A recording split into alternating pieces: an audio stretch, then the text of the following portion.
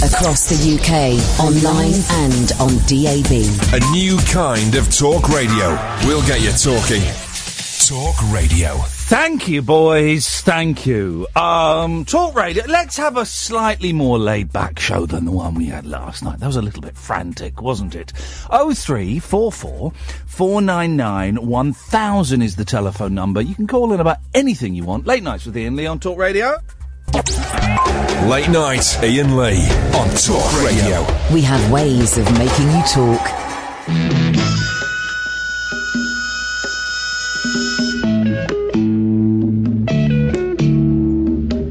How will you make it on your own?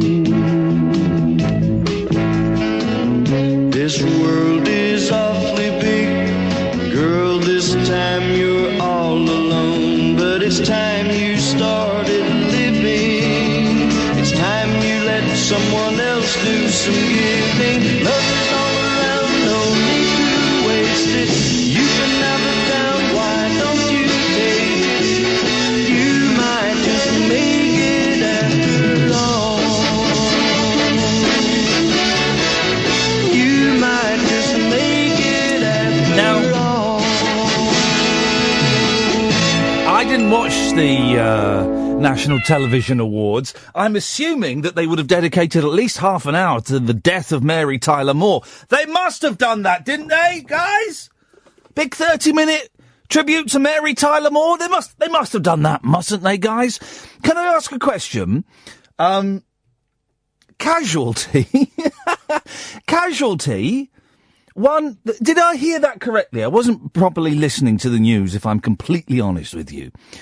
Casualty won the Best Drama Award. Is that Casualty? Casualty, at best, is a soap opera, isn't it? You could be generous and say it's a slightly more grown-up version of Doctors. It's not a drama. Now, I don't want to demean the 150 people that apparently work on that programme, and I know it's a great training ground for young actors who want to play victims of house explosions and bus stops falling on their head. But it's not a great it's not a great drama, is it? Is it really? I don't know. Good evening, dear listener. Thank you to James. Thank you to Ash. I'm not sure what we're going to do tonight. I've got some bits and pieces in the papers. Last night was very frantic and very frenetic and a lot of fun. If you missed the last 30 minutes, man alive, it all kicked off and got quite nasty. So tonight, let's do something a little bit quieter, a little bit more laid back. And I don't really have anything to go on. If I'm completely honest with you, I'm sort of drawing a blank. I'm feeling a little bit sick today because of these new pills. It's a week now into these new pills, and so I've got the sweats, which is not made better by the fact that the air conditioning doesn't work. So it's flipping hot in here anyway. And I've got the sweats, and I feel a bit nauseous, and I've got a bit of a headache. Fun times. And I'll get 3 hours sleep tomorrow because I got the boys, which is brilliant. But so, with all of that in mind, and bearing in mind I have very little to go on from the newspapers, there's lots of stories about bums in the newspapers. That seems to be the main thread of a lot of the stories. Lots of pictures and stories about bums. So we may talk about those. So with all that in mind, the show is kind of over to you this evening, because I ain't got a lot. I mean, we can talk about the wall if you want, if you want. And I do this from time to time. I kind of lift the ban on Bush and or Brexit. The Brexit ban is still in place this evening. The Brexit ban is still firmly in place. But the ban on Bush, Trump, of course. I mean, the ban on Trump, it can be lifted tonight if you want to talk about the wall. But again, I don't know what there is to say about it. It will have been covered. I drove in tonight and I thought I'd listen for a couple of minutes to what I'm calling the FAF show on the other station. The FAF. The last two words in that FAF stand for awful farage. I think you can guess what the first F stands for. Do you think it's right to build a wall? Listen to me. Do you think it's right to build a wall around a country, or are we all multinationalist globalists? Well, we know what you think, you racist old toad. And there's not really anything to say about the wall. But this evening, the ban on Trump is lifted. And I've done this a couple of times. And what's really interesting is that I think I've done this twice. I've lifted the ban. And on neither time have you called in and wanted to talk about Donald Trump. And I think that says something quite important. I think it says to me, anyway, what I make up from it is that there is Trump overkill and you are bored of it. As I am.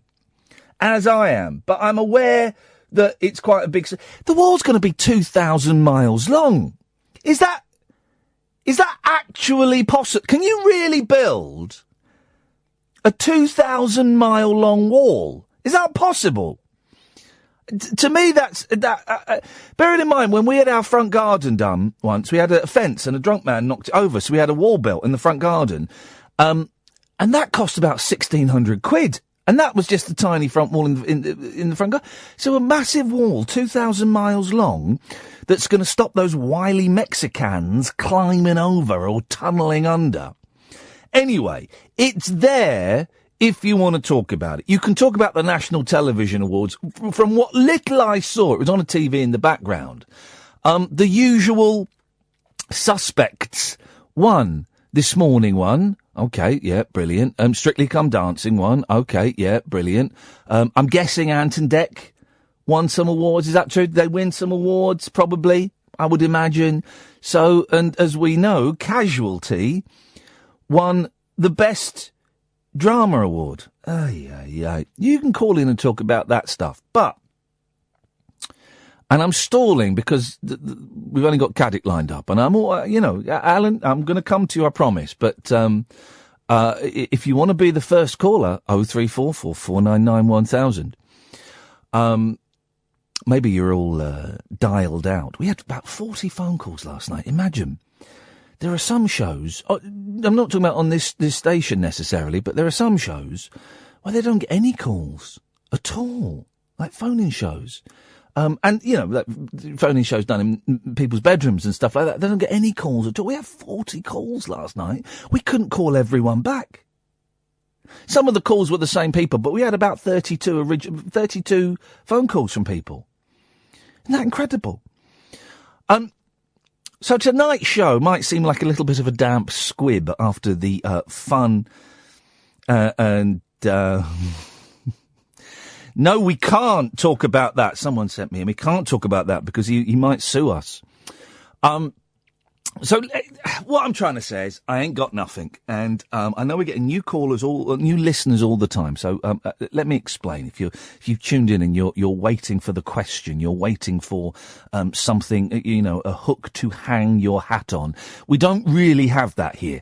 What we have is I will sit here and I will talk absolute rubbish, and it will be rubbish tonight because I'm feeling a little bit wibbly wobbly. And I'll go through the papers, and Kath will come in at some point, and Ed will come on at some point, and we'll chat. And you can call in about any of the things that I'm talking about, anything that grabs your fancy, or. And here's where it gets a little bit scary for some of the listeners, for a significant number of callers or potential callers, and for one or two other broadcasters, right? You can call in about anything you want. Apart from Brexit, boring. The Trump ban is lifted tonight, so you can call in about that. But you can call in about anything you want. Imagine the potential. Maybe you want to tell me about something that's happened to you today. Or maybe there's a news story that you think we should be covering and no one's touched on. Maybe you want to talk about Jean the Miller. I do actually want to talk a little bit about Jean the Miller a little bit later on, because there's been some outrageous treatment of her on in newspapers and on radio shows. We will talk about her a little bit. But you can call in about absolutely anything. Imagine that. Just let that sink in for a second. Anything. There's no one question per hour. There's no, well, yeah, can I bring you back to the point we're talking about? There is no point. The motto of this show is none of this matters. And it doesn't. It's just a radio show. It's just 3 hours of a radio show. That's it. Doesn't matter. It didn't exist 12 minutes ago and it won't exist in 3 hours' time. That'll be it. It'll be gone. It's transient. So with that in mind, pick up the phone. 0344 499 1000. 0344 499 1000. We call you back. It doesn't even cost you much. Late Nights with Iain Lee on Talk Radio. Late Night Iain Lee. On air and off the leash. On Talk Radio. We have ways of making you talk. 0344 499 1000. Alan. Him, sir. Say hello to G. Good evening, G. Good evening, Alan. How are you, sir? I'm fine, thank you, mate. How are you? I know, mate. Did you see the NTAs tonight? Oh, seriously? You're going to ask me that question? Well, I'll go and report on it, because I'm sure Iain will be interested. Man. Are you going to ask me that question? Did you watch it? I'm an educated man. Are you going to ask me that question? I'm asked the question, did you watch the National Television Awards? No. Well, let me tell you all about it. I can tell you who I think won, in my opinion. That would be awesome. I'd love to hear your opinion on the NTAs. Well, Ant and Dec got a hat-trick of awards tonight. Of course they did. They got Best Entertainment Programme Saturday Night Takeaway. That's awesome. Best Entertainment Presenter. That's awesome. And Best Challenge Show for I'm a Celebrity, Get Me Out of Here. That's awesome. What did you win? Got Best Soap. No, what did you win? I didn't win. I was watching it at home. You were watching it at home? You weren't nominated for an NTA? No, I wasn't. I'm not going to say what the T stands for, but you were not nominated for an NTA. I was not nominated for a National Television Award. I love you, mate. Well, someone has to. Of course they do. And also, congratulations to Graham Norton, because he got the Special Recognition Award. Congratulations to Graham Norton for what? He got the Special Recognition Award. Did he? Special recognition for what? 20 years service on television. 20 years service on television? Yeah. Wow, that's an award, isn't it? I didn't know he started off in Father Ted. I didn't realise he was still on TV. He does his chat show on BBC One on Friday night. On what? On BBC One. Wow. Is that still going as well? Yeah, and he's the host of Eurovision. He's hosted Eurovision? Yeah, and he's got that new show called Let It Shine on a Saturday night.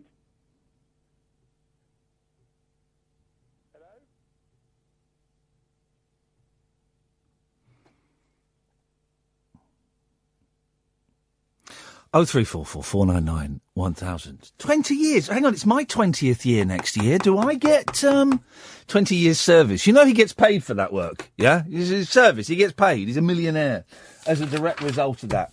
0344 499 1000 is the telephone number. Oh, I meant to do this yesterday, and because we were doing the Great County giveaway. Loads of people said I swore as well last night. I didn't, but I know what they're referring to. There was a bit when I was talking about waffle burgers, and I did the thing, and it happens quite a lot in radio.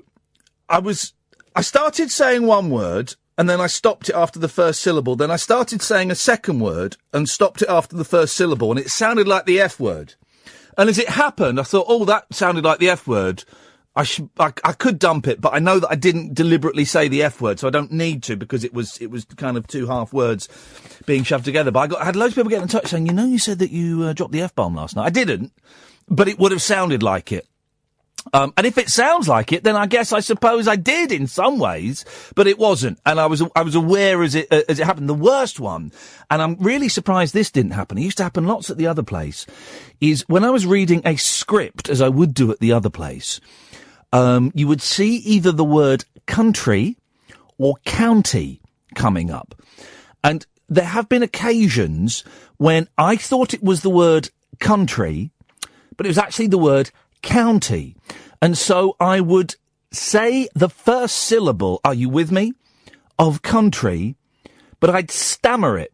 So I'd stammer it 3 times before correcting it to county.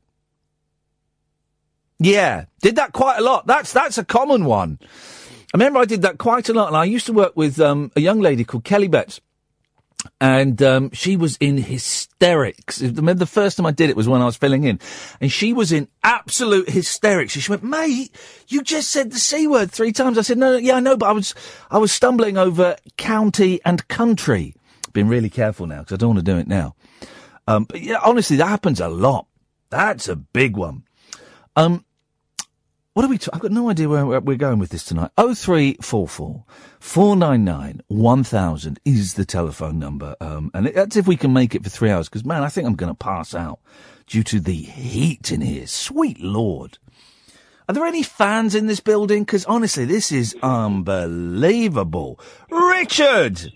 Hello, how's it going? Yeah, man, you know, if people are tuning in for a rip-roaring laugh riot like the one we had yesterday, I think they'll be a little bit disappointed. Just to say, I would appreciate it if you did refer to you by my proper title, though. Well, I can't remember. It's all written on scraps of paper in my thing. King, it's Dave, King Richard, can I just say, Dave Wales keeps emailing me, right? Dave keeps emailing me on the, if you go to talkradio.co.uk, you can email. And he keeps putting down a fake email. How do I know it's a fake email? Because I just tried to reply to him.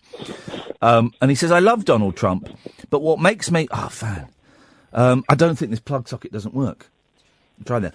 I love Donald Trump. He loves Donald Trump, but the plug... No, that was me breaking off. I love Donald Trump, but what makes me like this man even more is when he upsets... Is that the plug socket doesn't work? Shut up.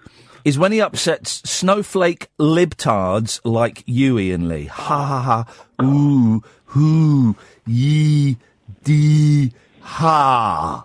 He's written. I'm not quite sure. These people literally just copy and paste their entire opinions from someone else. Yeah, and the thing is, this guy emails in, and what he doesn't realise is I can press this button and he's blocked from emailing in, right? So,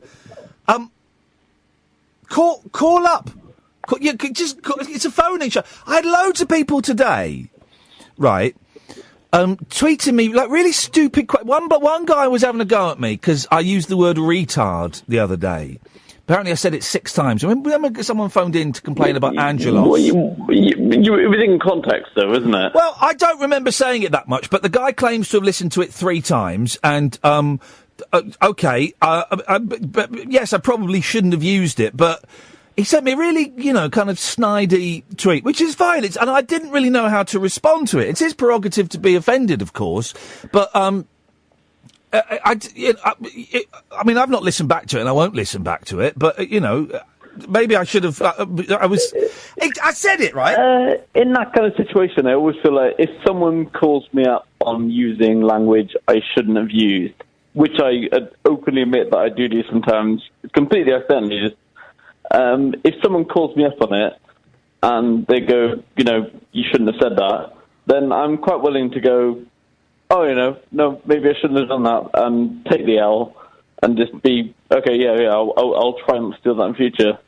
Yeah, if I did say it that many times, I mean, in my head, replaying what little I remember of the conversation, it was all in context. But I'll certainly bear that in mind for the future. Like, I shouldn't have referred to Chris the other day, the gentleman that got robbed when he came to London. I referred to him as the blind man a few times. The reason I did that is because it was shorthand and because I'd forgotten his name. But, and he got upset by that. That's fine. But this guy was getting really snarky with me on Twitter. And then a guy who I'd blocked and then unblocked, and he'd been a knob, but then we'd sort of made peace, and he then sort of saying, Iain, are you a pacifist? I was like, yeah. He said, right, well, do you think we should have gone to war in World War II? This is all on Twitter, right? Well, I'm playing Xbox. And I went, yeah, that probably was a just war. Aha! There you go. That's fine then. So you're not a pacifist. I went, what? He said, well, if you're all pacifists think that all wars are bad. And I said, mate, this is not a conversation for Twitter. Phone up, it's a little bit more nuanced. Ian, I thought you deleted Spotify, Twitter from your phone. No, it's back on. And then someone said, to be honest, Ian, he had a point, pacifists don't agree with war. And I said, mate, it's really hard to answer that in 140 characters. So then the second person said, well, you can reply with more than one tweet. I'm thinking, gee, and everyone was just piling in. So instead of tweeting me stupid question, and this guy said, if Hitler was sailing over to England tomorrow, you wouldn't go and fight him. I said, he's dead. If it's zombie Hitler, that's a different kettle of... I don't think I would fight zombie Hitler. I did it once I tweeted, there was it's sort of like some kind of nerd conference, like Doctor Who, I don't know, anime kind of conference in the Excel Centre. And they had a badge system, and they tweeted about it, and they had a badge system which was, like, you could wear like a red badge if you didn't want anyone to talk to you. Oh! A yellow badge if it's okay to talk to me. No, sorry. It's okay to talk to me if you know me. And a green badge is I'm open for conversation. Wow. And I retweeted their tweet about it with just sort of like a quote to like, ha, ha, ha, ha.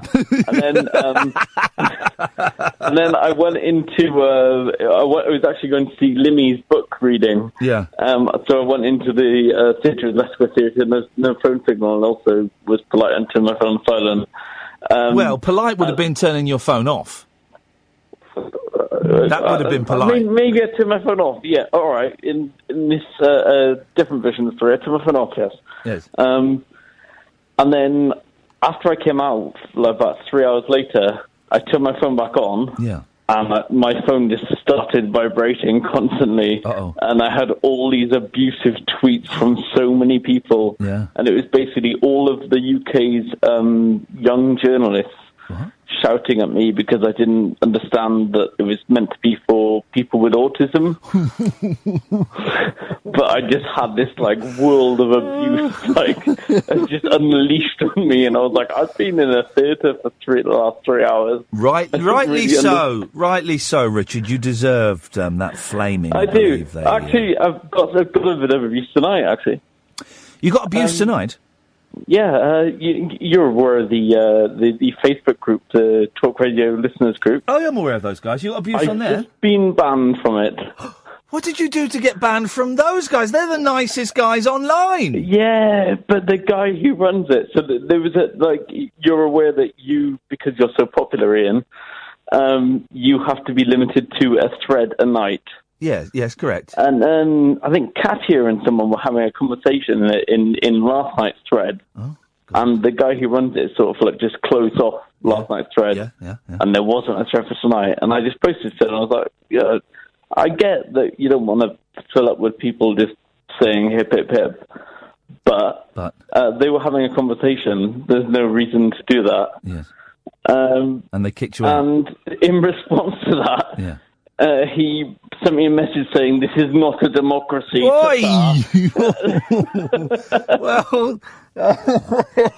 I think they might be jealous because you're the King of England. No, I'm King of Wales. Oh, well, in that case, there's nothing to be jealous Durham. of. I don't even know where County Durham is. No, I'm not convinced it's an actual county. I thought it was just the name of a football team or something. I've also got a business proposition for you. Oh, yeah, mate. Listen, we've got no one's calling in tonight, so I think... you talk about what you want, fella. I'll just keep chatting rubbish. Yeah, go on.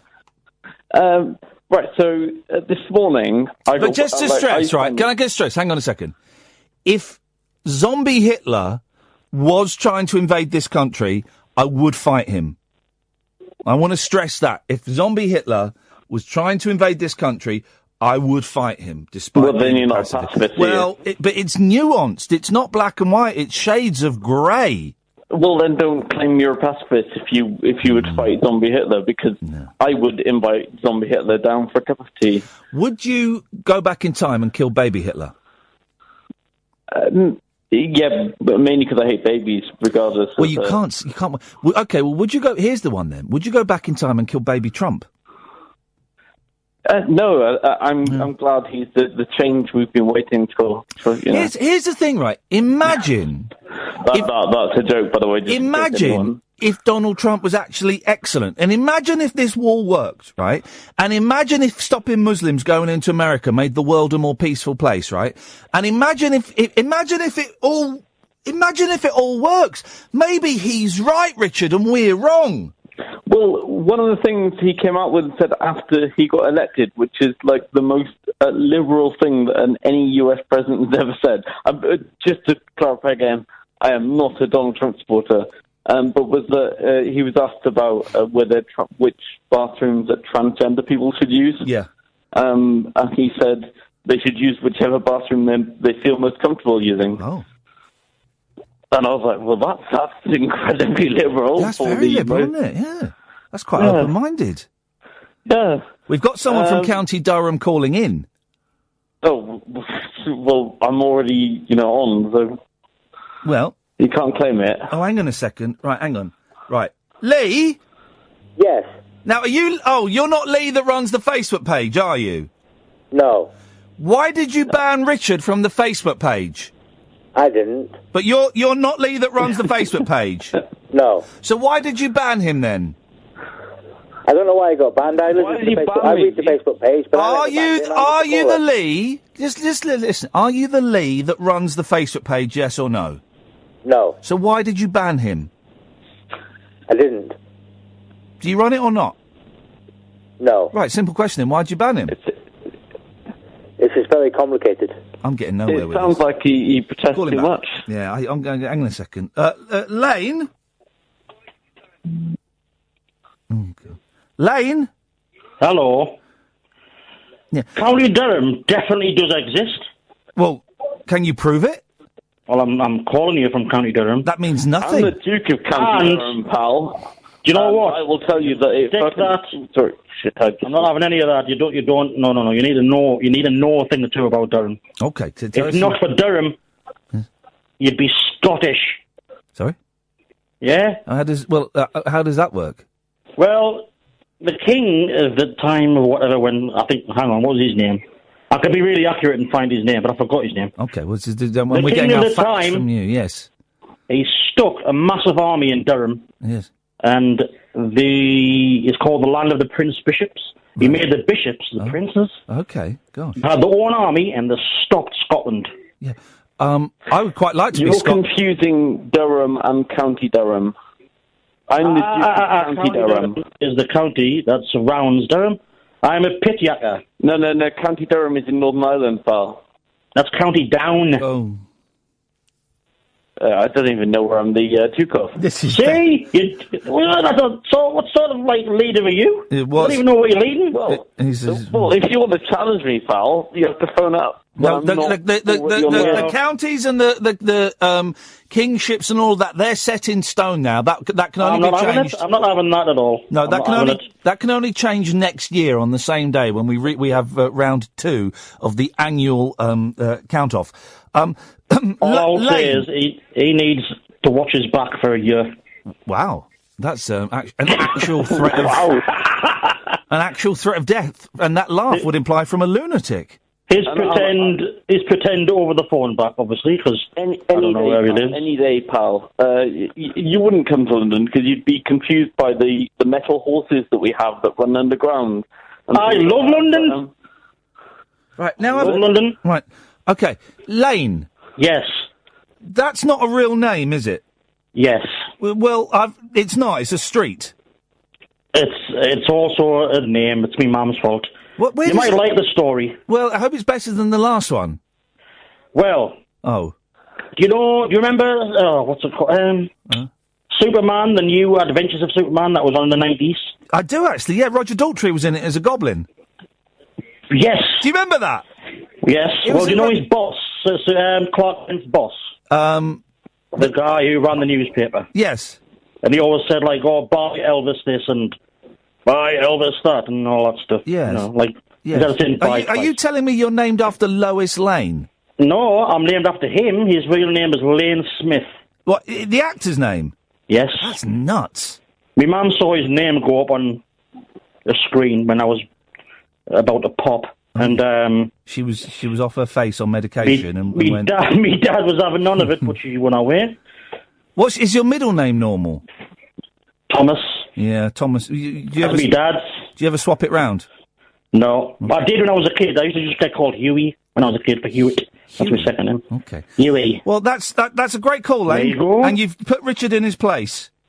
He better watch his place, that's all I'm saying. Yeah, well, thank you very much indeed. 034, I don't no idea what's going on. 03444 499 1000. The guy I was arguing with about being a pacifist on Twitter, it's not a tweeting show, guys, it's a phone-in show.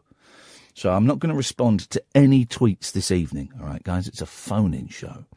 0344 499 1000. Late Nights with Iain Lee on Talk Radio. The radio show for people who know the best part of the day is the night. Late Night Iain Lee on Talk Radio. We have ways of making you talk. 0344 499 1000 is the telephone number if you give us a call. You get one. I've got to see people trying to phone in for a double bubble. People trying to phone in for a double bubble. You get one hit, guys. You get one hit, and that's your lot. There are no double bubbles tonight. No double bubbles tonight. One hit, and that's it. Simple as, guys. Come on, huh?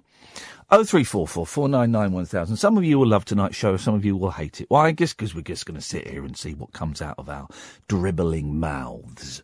Russ. Hello. I shouldn't respond to that. Actually, you should. Hello? The Duke of Staffordshire. Yeah, here. it's now. Did you just take a long pause of about 20 seconds, or is your phone knackered? Oh. Yeah, the phone's knackered. Don't forget, no double bubble. You get one shot. Oh, God. He's reaching for the papers at 25 to 11. Uh-oh. Oh, I was going to say, we never quite got to grips the other day with celebrities who've had the same hairstyles their whole career. We kind of kicked that around a little bit on Monday, but we never really got our teeth into it. So we can do that. And also, can we do, and I'm not in any way meaning this as a form of shaming, okay, but bald celebrities. And I'll tell you why, okay? Because I saw a picture of Ed Sheeran next to an Ed Sheeran lookalike. Because I think there's a video he's doing where it's Ed Sheeran and an Ed Sheeran lookalike. And the Ed Sheeran lookalike, as is often the case, looked more like Ed Sheeran than Ed Sheeran did. And here's the reason why. Look at a recent picture of Ed Sheeran. He's doing the thing where he's combing his hair forward. Now, the only reason you comb your hair forward is because you're bald. Ed Sheeran is bald. Now, there's no shame in that. Man alive, you know, there are people that still make, and I don't know why, but people still make jokes about ginger hair, and yet he's become one of the biggest pop stars in the world. So he's overcome what many people would consider to be, I don't personally, but many people would consider it to be a hindrance. So if he's overcome that, he can overcome the bald thing, can't he? Thank you, Ed. He can overcome the baldness. I think it's time. Now, I'm never going to go bald. Okay, I have a thick head of hair. I'm going to go grey. I'm going grey. I'm going to go white. The plan, the dream, and actually I'm not sure it's going to happen because I thought I would be a bit further down the road than I am now. The dream would be completely white like David Byrne or Leslie Nielsen. That would be, I'd love it if I had completely white hair. I interviewed David Byrne once, and I went to his hotel room, and I was completely in love with the man. You know, just in love with him. I think he's a genius, and I think he's wonderful, and I think he's beautiful. If you ever get to see, Talking Heads made a movie called True Stories. Oh man, Oh, and half good. I think I'm about the only person that's ever seen True Stories. I think David Byrne directed it, and it's about this small town. It's loosely about this small suburban town, and they host a talent show. That's the very loose theme around it. But it's just wonderful. And when you meet these people, like you meet these people, and there is one thing in their canon that you are particularly obsessed with, you always hope you'll be able to engage them in a conversation about that one thing. And of course, that one thing generally happened a long time ago in their career. I remember being in David Byrne's hotel room, hoping I could persuade him to basically talk about True Stories for half an hour, and he was very dismissive about it. And obviously, you talk about the new album and the new tour and all of that, but I tried to get him on a True Stories tip. He was having none of it. Didn't want to talk about it. I was comparing it to this film and that film, and he was going, well, maybe I don't know. Is there any chance of it coming out on DVD? It's unlikely. And that was it. That was all I was getting from David Byrne.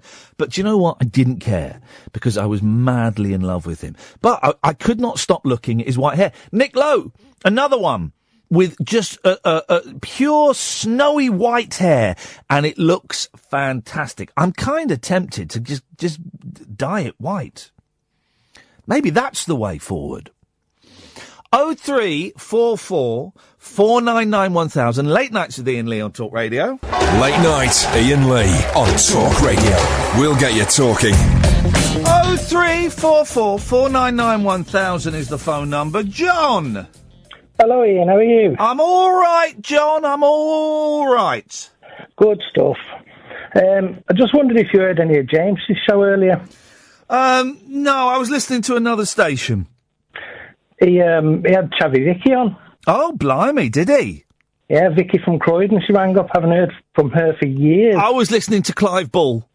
Yeah. Because he's good. Yeah.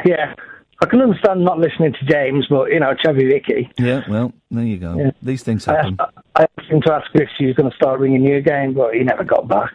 Well, these things, people, it's interesting is people come and people go, and people phone different stations. It's funny, I always used to feel funny. I never forget, the last place I was at, we had this old guy, Peter in Walmer Green, and he was an old fella. And he was a really interesting caller, actually. I enjoyed his calls. And I never forget listening to any answers. Yeah, on Radio 4, they have Any Questions, which is their version of Question Time. Then after it, on a Saturday, they have Any Answers, where people can phone in. I think it's one of only 2 phone-in shows on Radio 4. And Peter from Walmer Green was on there.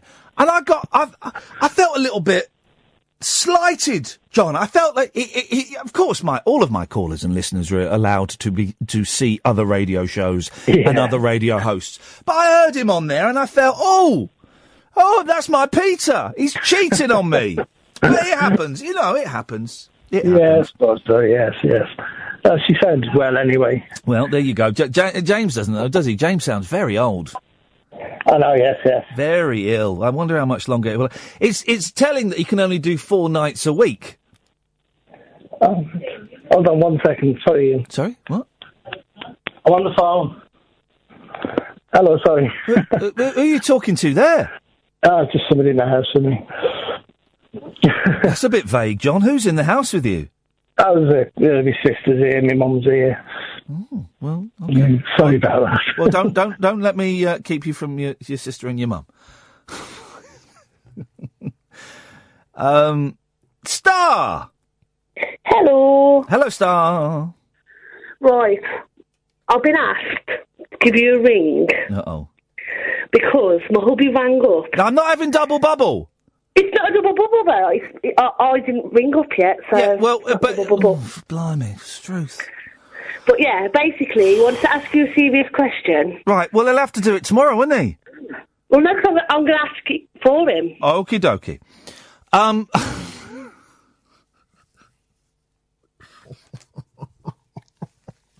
There's no double bubble. Let me make it clear, guys. There is no double bubble. Right? No double bubble. And there's no double bubble by subterfuge or by hiring a ringer, okay? You come on. you get loads of time, right? You get loads of time, but you can't do a double bubble. Now, admittedly, it means we might not get many phone calls tonight, but I'm fine with that. Last night's show, here's how it works. Last night's show I did for free. It shows like this tonight when the calls are a little bit thin on the ground. They're the ones I get paid for. And I get paid handsomely for those. 0344 499 1000 is the telephone number if you want to give us a call. I do feel a little bit grumpy. I do feel a little bit grumpy tonight. Feel a little bit grumpy. And there's a story in the Mail about being grumpy. I love this guy, their science correspondent, Colin Fernandez. Very few of his stories are actually based in science.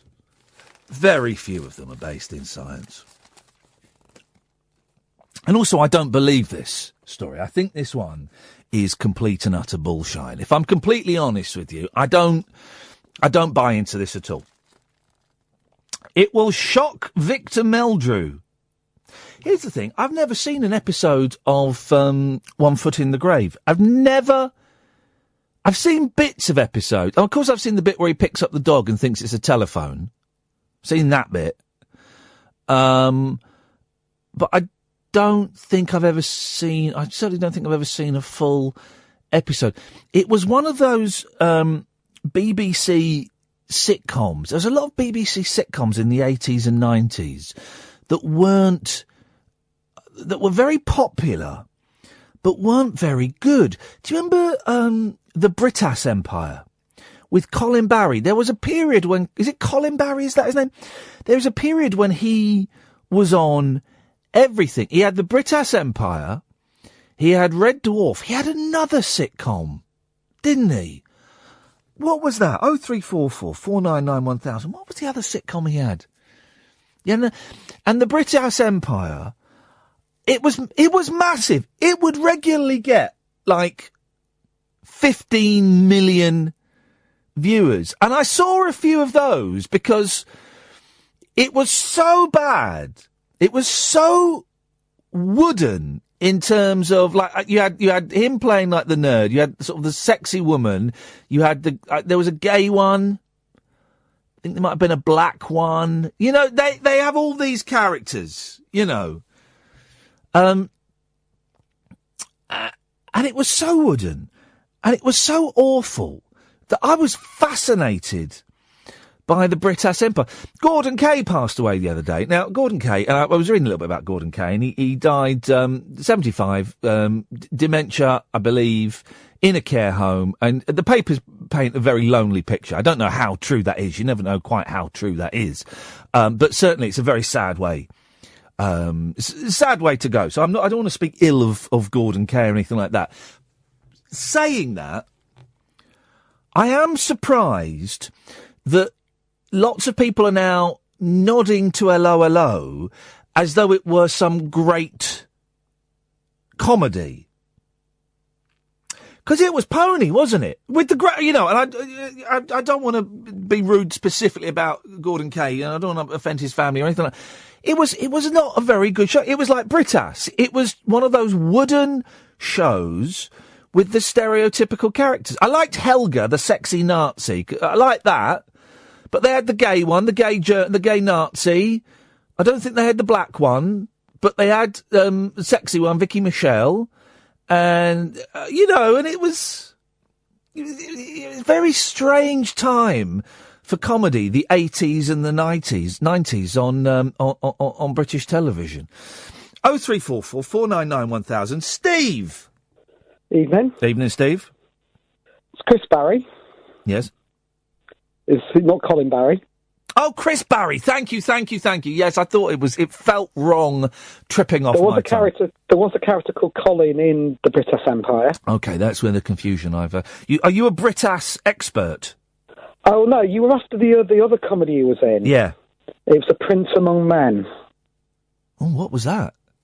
He was an ex-professional footballer who ran a business badly or something like that. So it was all very egocentric type character again. So the same character as Brittas?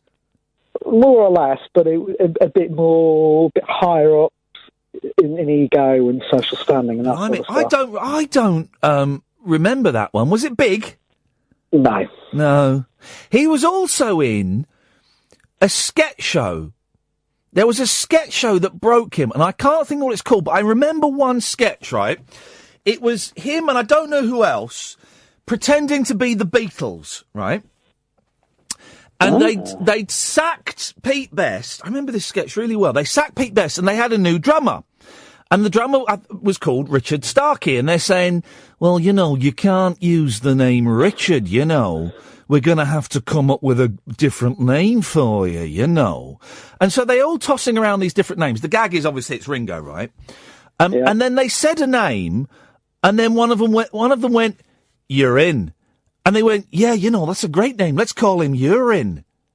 And that was the gag. That was the punchline, the denouement to the whole sketch. And I'll never forget that, because I remember sat there watching it thinking, this, I think, is perhaps the worst thing I've ever seen. He turns up in a lot of he's in the Young Ones. In these little cutaway things the Young Ones did. Oh. He plays a ship's captain in that. And he also turns up in Filthy Rich and Cat Flap. Oh, no, that was the follow-up to the Young Ones. It was brilliant. I mean, they only ran 6 episodes, but he's the demented TV director. Don't say demented! Someone will be offended by it! Sorry. We had, David Baddiel was in that as well.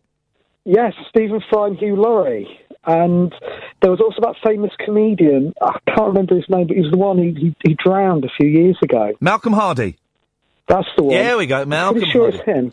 And they were art critics. Yes. David Baddiel's first TV, and it was all in this same episode. It's episode 2 of Filthy Rich and Cat Flap. It's a comic masterpiece. I might have to check that out, because I've not seen that for years and years and years. It's funny. Does the Young Ones stand the test of time?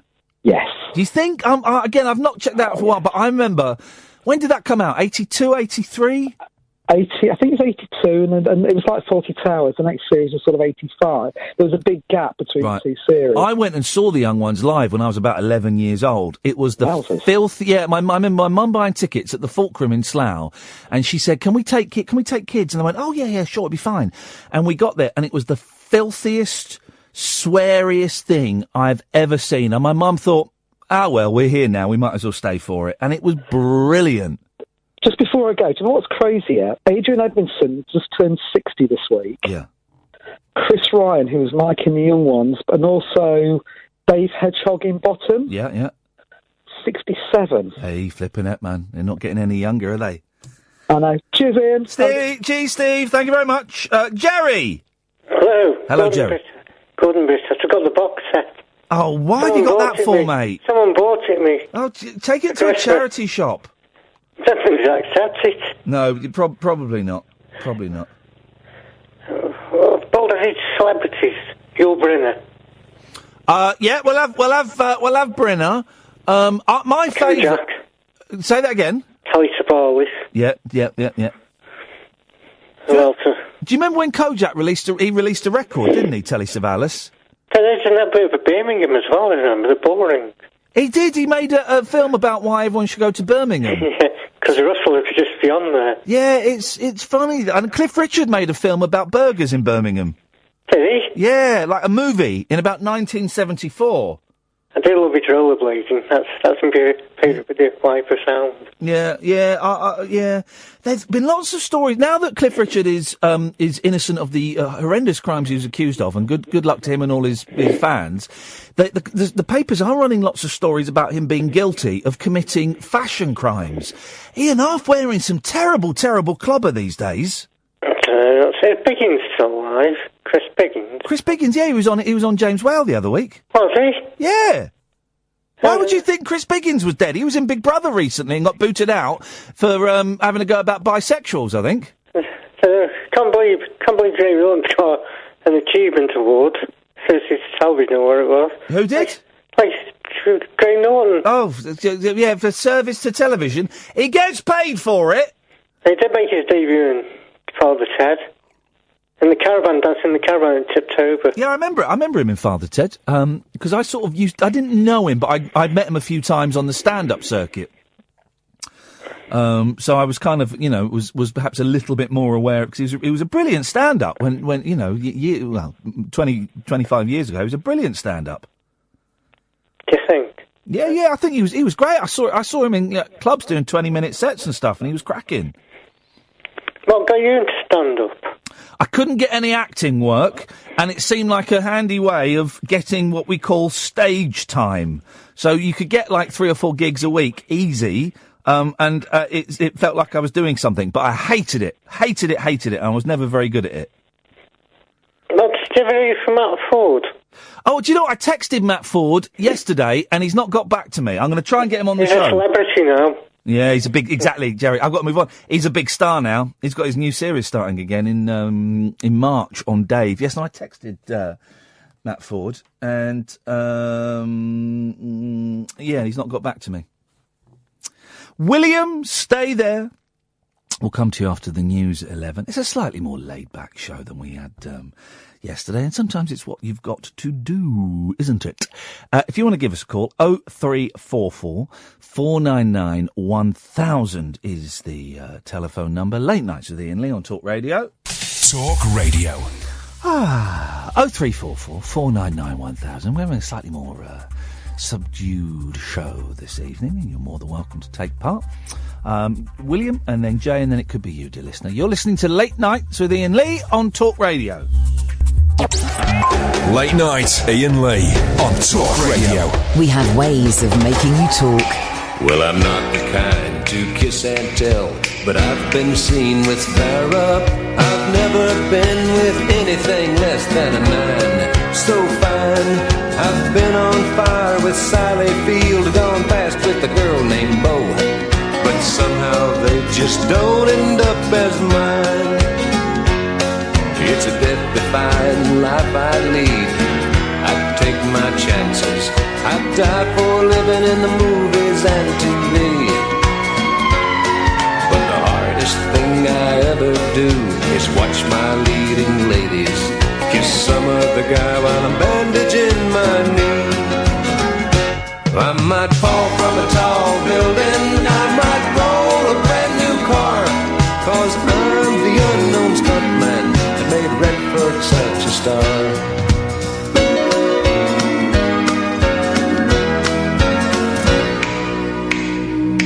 I've never spent much time in school, but I've taught ladies plenty.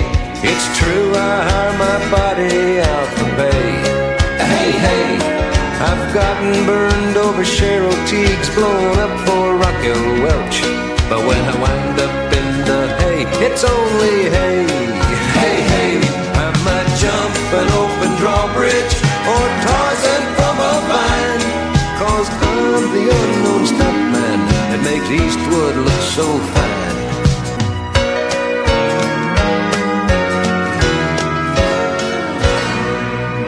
Evening, dear listener. 0344 499 1000 is the telephone number. Late Nights with Iain Lee. We're not really talking about anything this evening. Nothing and everything. William!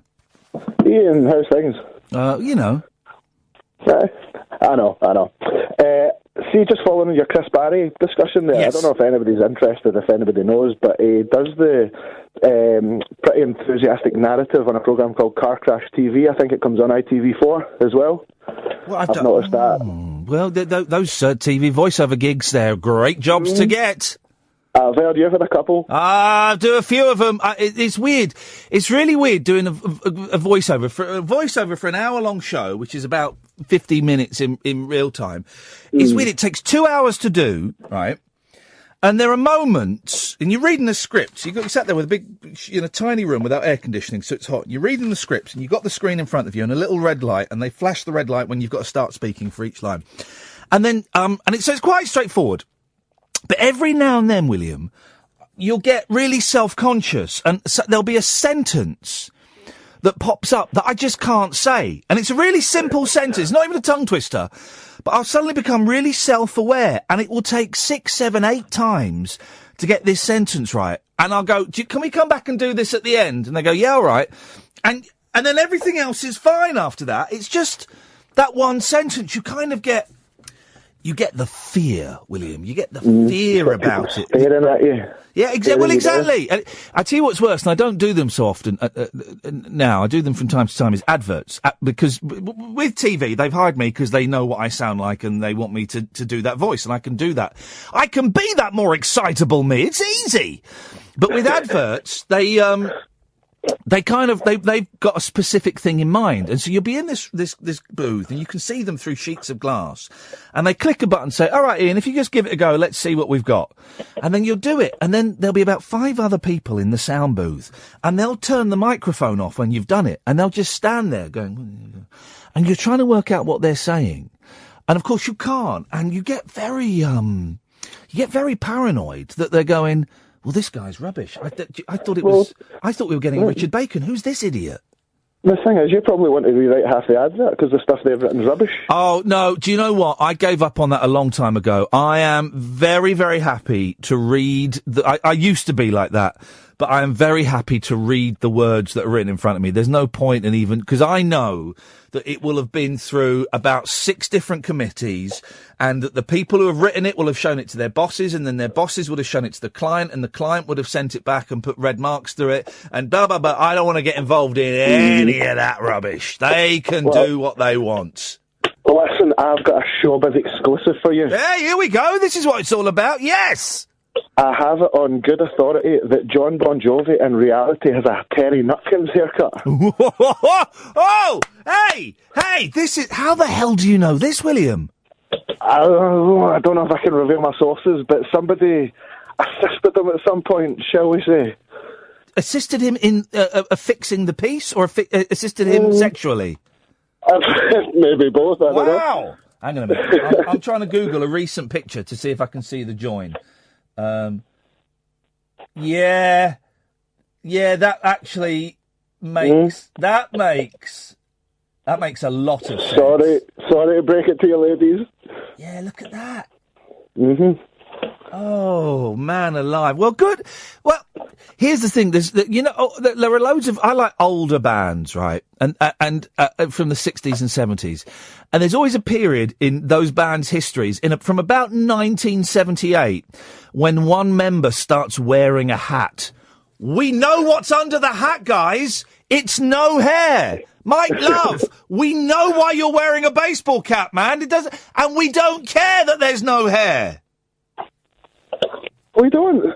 We just want to hear the music. We don't. Just exactly. And I would have so much respect if these older singers just came out one night and without the hats, no one's going to go, oh my God, 75-year-old Mike Love is bald. I never knew. Jimmy White, the snooker player as well. All through the 80s, the guy had no hair, and now all of a sudden he's got a full head of hair. It's amazing. Well, some of the sports stars, the sports stars get the what are they called? Is it butt plugs? You get the butt plugs that go into your head, and hair kind of sprouts from them. Oh, you're talking about the hair transplant thing that Wayne Rooney had? Well, Wayne Rooney had it, and then his hair went bald again. He's doing all right though. John Cleese and Elton John, I think, had these plugs inserted. Right. And Elton John looks all right. But he was bald. You look at Elton John in 1974. No. Elton John wore a wig. No, Elton John used to wear a wig, and I think he had the plugs inserted, and the hair grows out of it. Yeah. Well, I suppose he's got the money for it, huh? Yeah, exactly. And, if you want to do that, good luck to you. But I do think... You're talking about snooker? Yeah. It just reminded me there. See that advert that you've got running about... What was it you were calling him yesterday? Ronnie O'Ronaldson or something? No, Ronnie O'Robinson, yes. Ronnie O'Robinson, I think, is in this building right now. Is he? I think so. Maybe I shouldn't tell you this story then. Because I've been living with the angst of this for about the past 10 years. Is it libelous, and is it going to get us... No. If Ronnie O'Robinson were to be in the next room listening, would he come in and smack me one? No, I don't think so. Maybe want to smack me one, but no you one. Okay. Right. It's about maybe 10 years ago or something like that. I was working in my old job at Sky in the call centre, and he phoned up to... his mum had plugged the viewing card in the wrong box or something like that, and he phoned up to get it sorted. I was trying to transfer him through to the technical department, and I cut my snooker hero off. And I've been living with the guilt for the past 10 years. But now it's all right, because I've just realised he's not such a nice guy if he's robbing all these people in Chicago. William. Oh, I can't believe you... Thank you for that, William. A very delicately told story there. I think we just about got away with that, although probably breaking some form of confidentiality. I always think when... you get some poor sucker like William on the phone for a call centre, and they're trying to transfer you, and you get cut off. I'm always thinking they did that deliberately. They did that deliberately. They didn't know how to transfer, and they just cut. Hey, I tell you what, if I'm sounding a little bit smug this evening, let me tell you why. I switched gas and electricity suppliers today. Yeah, and I've saved myself about 250 quid a year. And here's the thing, I went rogue, right? Because you go to these switching sites, and I don't know, here's what I did about 3 months ago. I went to a comparison website for switching sites. Yeah, I was getting meta. I'll come to you in a minute, Jay. 0344 499 1000. So I now got the best switching site. I'm not saying what it is. You go and find it yourself. But they've now got a new box. I think they have to have it legally, right? Because I was with this company, GB Electricity and Gas, and they went bust. And suddenly I was taken over by the co-op, and I owed them about 450 quid. And I was thinking, this could be all right. They might write this off. Of course they didn't, and now they're trying to chase me up. Anyway, so I went on this switching site, and before, they would only show you the sites that they had deals with. Right, so that you then click a button and it does it all automatically. But now, legally, they have to show you the deals on site with energy companies that they don't have a deal with, right? So I've gone rogue. The best one that they had a deal with, where I just had to click one button, would have saved me 153 quid a year, right? But the next one up that they didn't have a deal with, 253 quid a year it's going to save me. They reckon. Whenever I've swapped, I've never actually seen my bills go down. I seem to always still have huge... It's the gas bills. The electricity bills are nothing. It's the gas bills. Anyway, so I've signed up this company. Here's the thing, right? I don't understand gas and electricity suppliers anymore. I don't understand it.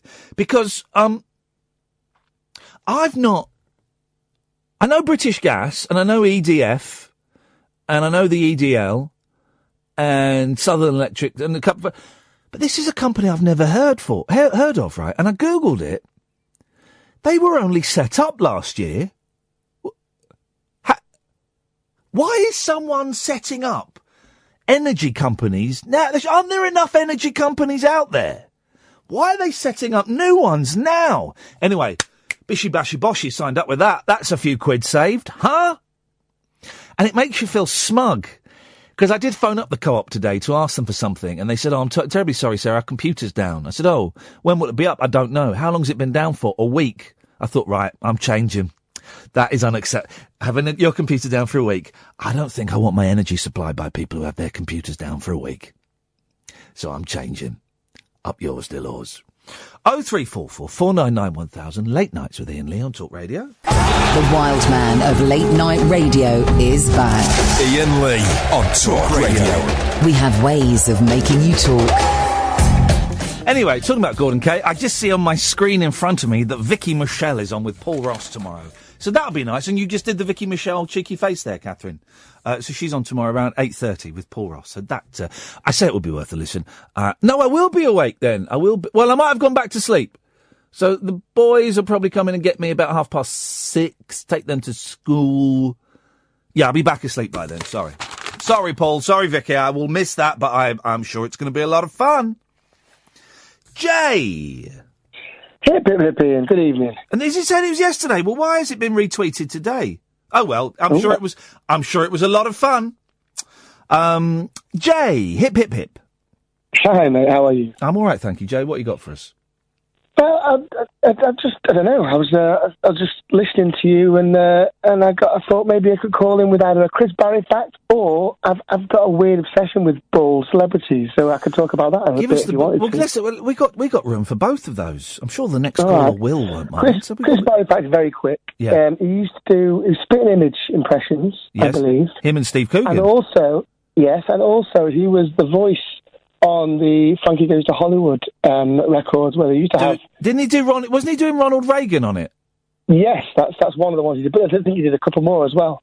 Every time they had a celebrity voice, was it Mike Reed? One of the things they had Mike Reed banning their previous record. Oh, did they have that on the record? That wasn't Mike Reed. It was Chris Barry. Oh, well, hang on a minute. Let's Frankie. Oh, you're going to look it up? We're gonna find. Hang on a minute. Let's see. I can't. Chris Barry. Hang on. Here we go.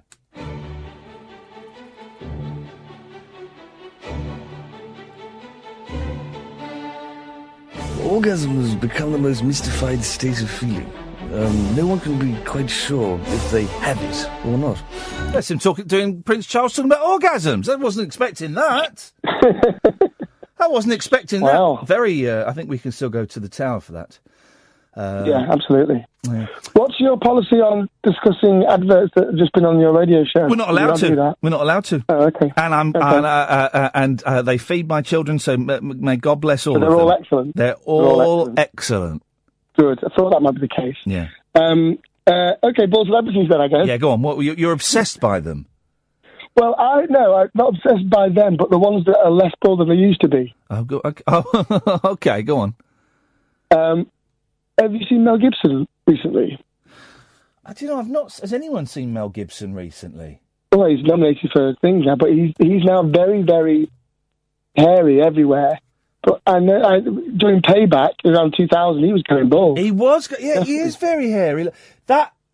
He's got what do they call that? Is that a widow's peak? Is that what they call that? He's got a very strong widow's peak. Yeah. But I'm sure it was a lot thinner than that. A long time ago. Has anyone? My favourite of the, and it's hair magic, right? And when he's on stage, he wears a wig, and he's quite open about it. And when he's off stage, it's hair magic, right? Gene Simmons from Kiss. Oh, I haven't seen that dude. He's got a full-on nutkins, right? But you watch when he's on stage. Both him and Paul Stanley, they wear wigs, so they look like they did in 1973. Yeah. Beautiful, that's fine. I get it. It's the act. When he's off stage, he kind of has. It's like the same hairstyles the monkeys have in Planet of the Apes. It's all sort of just piled up on his head, and it's obviously there's a lot of lacquer has gone onto that because it does not move at all. Yeah. Yeah. He's a strange. Well, Sean Connery went bald very young, didn't he? And wore toupees throughout his whole career from the age of about 21, I think. Has anyone ever worn a good toupee? I mean, look, Bruce Forsyth, right? He's got to be loaded. If that's the best he can afford, then wig technology isn't as advanced as people think. Yeah. Well, I mean, give him a chance. He's 80. What? How old is he? Well, no, exactly. But he's bald, and that's fine. Here's the thing, guys. It's fine to be bald. It doesn't matter. It doesn't matter. Exactly. Steven Seagal used to spray on his hair, apparently. He had that ponytail that was thinning. Yeah. The thinning ponytail, and then he just used to spray on. I love, I did a phone in once, and we can do it again, the bald ponytail. Mick Fleetwood from Fleetwood Mac. The bald ponytail. Yeah. We once saw in Boots in Luton, a bald man who'd coloured his head in with, like a black marker pen. He'd coloured it in. Wow. It was, I mean, I suspect, I don't want to, take the mick too much, I suspect there may have been some form of mental wounding. He was so proud of himself. And he was like, yes, but it was still shiny. His head was black and shiny. Yeah. No one suspects a thing.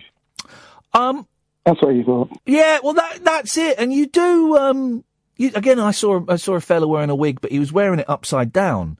So the hair was on his head, and the kind of net bit was facing upward. And I don't Oh, hang on, I've been sent a picture of bald Gene Simmons. Let's have a little look at that. I'll tweet this. Here we go. Yeah. But Steven Seagal, he was in a film with a rapper called DMX. That's not real. And DMX, I won't say what he said, but he called him an effing F with spray on hair. That was when asked about him. Who said that to who? Who said that to whom? DMX said it about Steven Seagal. GMX? Yeah, the rapper man. You know, these rapper man that you get these days. I don't know. I know the rapper man. Yeah, you see him on the top of Tesco's, but I don't know.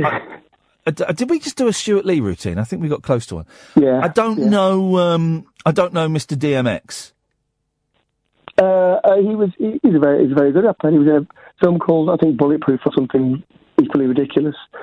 Apparently Steven Seagal used to like doing fist bumps with black actors. He used to try and talk street and stuff in a really embarrassing manner. So that's all funny. And then claimed he was in the CIA. I don't think I've ever seen a Steven Seagal film. I know there's a line in one where he goes, "I'm a cook. I'm a cook." He's got quite a high-pitched voice, hasn't he? Cook. But he's got a voice like mine at the moment. But yeah, so he whispers everything because he's got a high voice. He's in a band as well, isn't he? Plays blues. Oh, yeah. Fantastically terrible band. Yeah. Celebrity, here we go, we can do this. Actors in bands. There's the fella... Keanu Reeves, of course. What was his band called? It was Dogstar. Dogstar. Or is that Johnny Depp's band? No, Johnny Depp's... I was going to say Johnny Depp next, but I think Dogstar was Keanu Reeves' band, I think. There's the fella that used to wear Tomb Raider's blood around his neck. But Billy Bob Thornton. Billy Bob Thornton. He's the other one who's less bald than he used to be as well. Yeah, there's a brilliant clip on YouTube of the band that Billy Bob Thornton is in being interviewed on Australian radio. Have you seen it? Yeah, he doesn't want to talk about being Billy Bob Thornton. He doesn't want to talk about his acting. Doesn't want to talk about it at all. And then it's so. Do you know what? I wonder if I might see if I can find a bit of it and play it. It's so uncomfortable. And he looks like he's wasted. I don't know. Couldn't possibly comment, of course. But and the rest of the band are embarrassed. But these actors, these big Hollywood actors, right? They've got to know that A, their bands are rubbish, and B, the only reason they're going is so that people can see Johnny Depp and Billy Bob Thornton up close. That's the only reason. Mm-hmm. It's not because they're going, flipping it, man. I know Johnny Depp's a good actor, right? But have you heard him sing and play guitar? Flipping it, man. It's amazing. It's like He's can half play a bass. Yeah, they don't say that, do they? They're going because it's a freak show and good for that. Yeah. Oh, the worst. Okay, celebrity.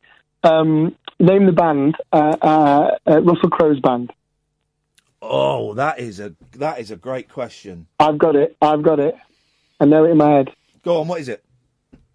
It's 30-odd Foot of Grunt. Of course it is. The name of his band. Of course it is. And they play like weird country rock. Yeah. It's yeah. Well, okay, Macaulay Culkin is in.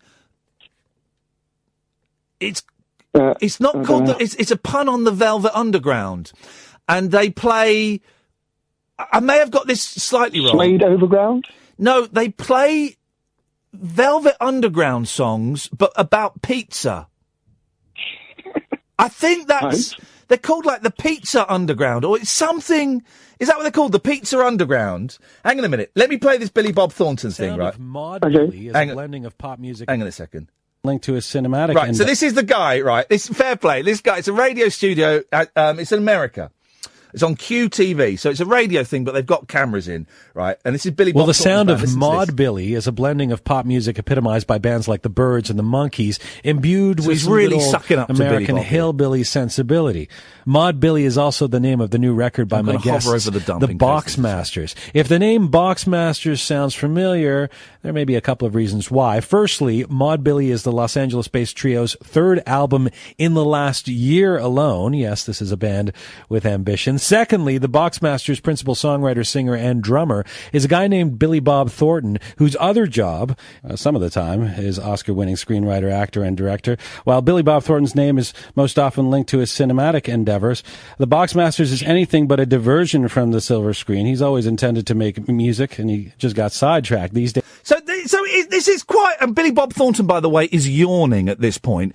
It's quite a respectful introduction. He's mentioned the Hollywood thing, just so that people know who he is, but he's mainly talking about the music. His life, and it's something he's obviously embracing, and I'm pleased to have all the members of the Boxmasters, Billy Bob Thornton, J.G. Andrew, Mike Butler, and Danny Baker here in Studio Q. Hello, boys. Hey, how's it going? Good to have you here.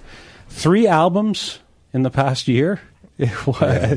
That seems ambitious. That's the ones that have been released. I'll tell you when Billy Bob speaks. Recorded about 5. There's more. Yeah. I mean, you guys formed, Billy Bob, you guys formed only in the last couple of years, right? I don't know what you're talking about. How so? I don't know what you mean by that. Well, when did the band form? I'm not sure what that means. Oh, well, when did you guys first start playing together? We started about 2 years ago, and we haven't stopped since we got the ball rolling.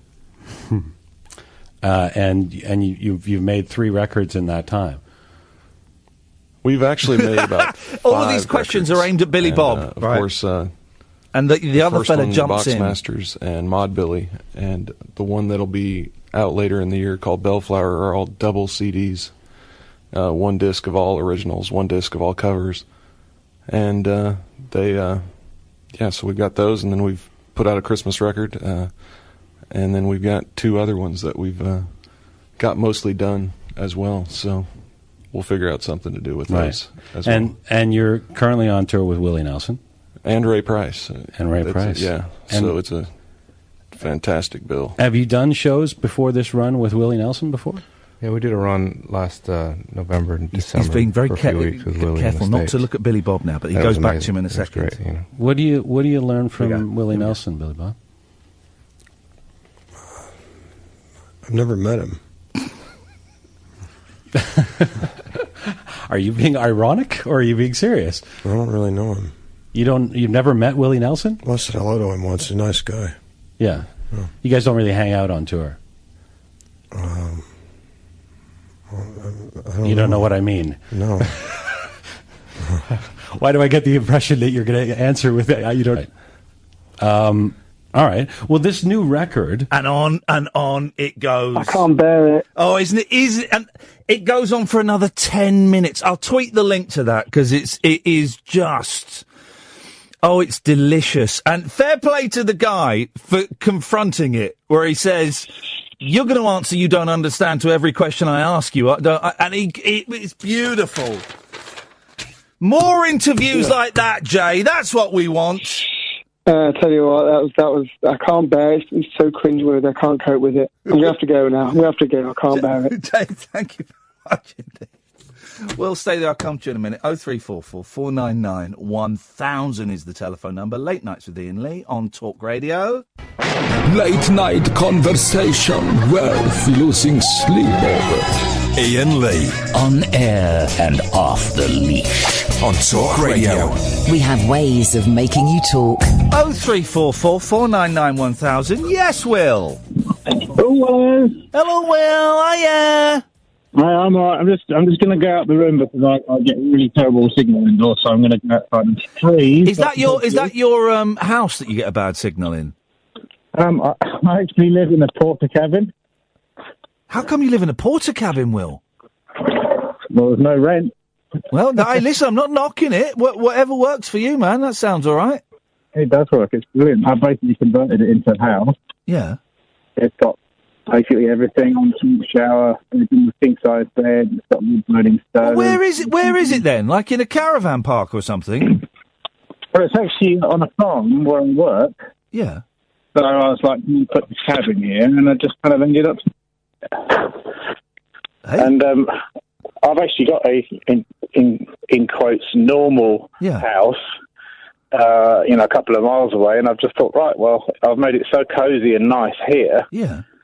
That I've just rent the other place out now. Hey, Will's quids in, guys. Is it not chilly in there?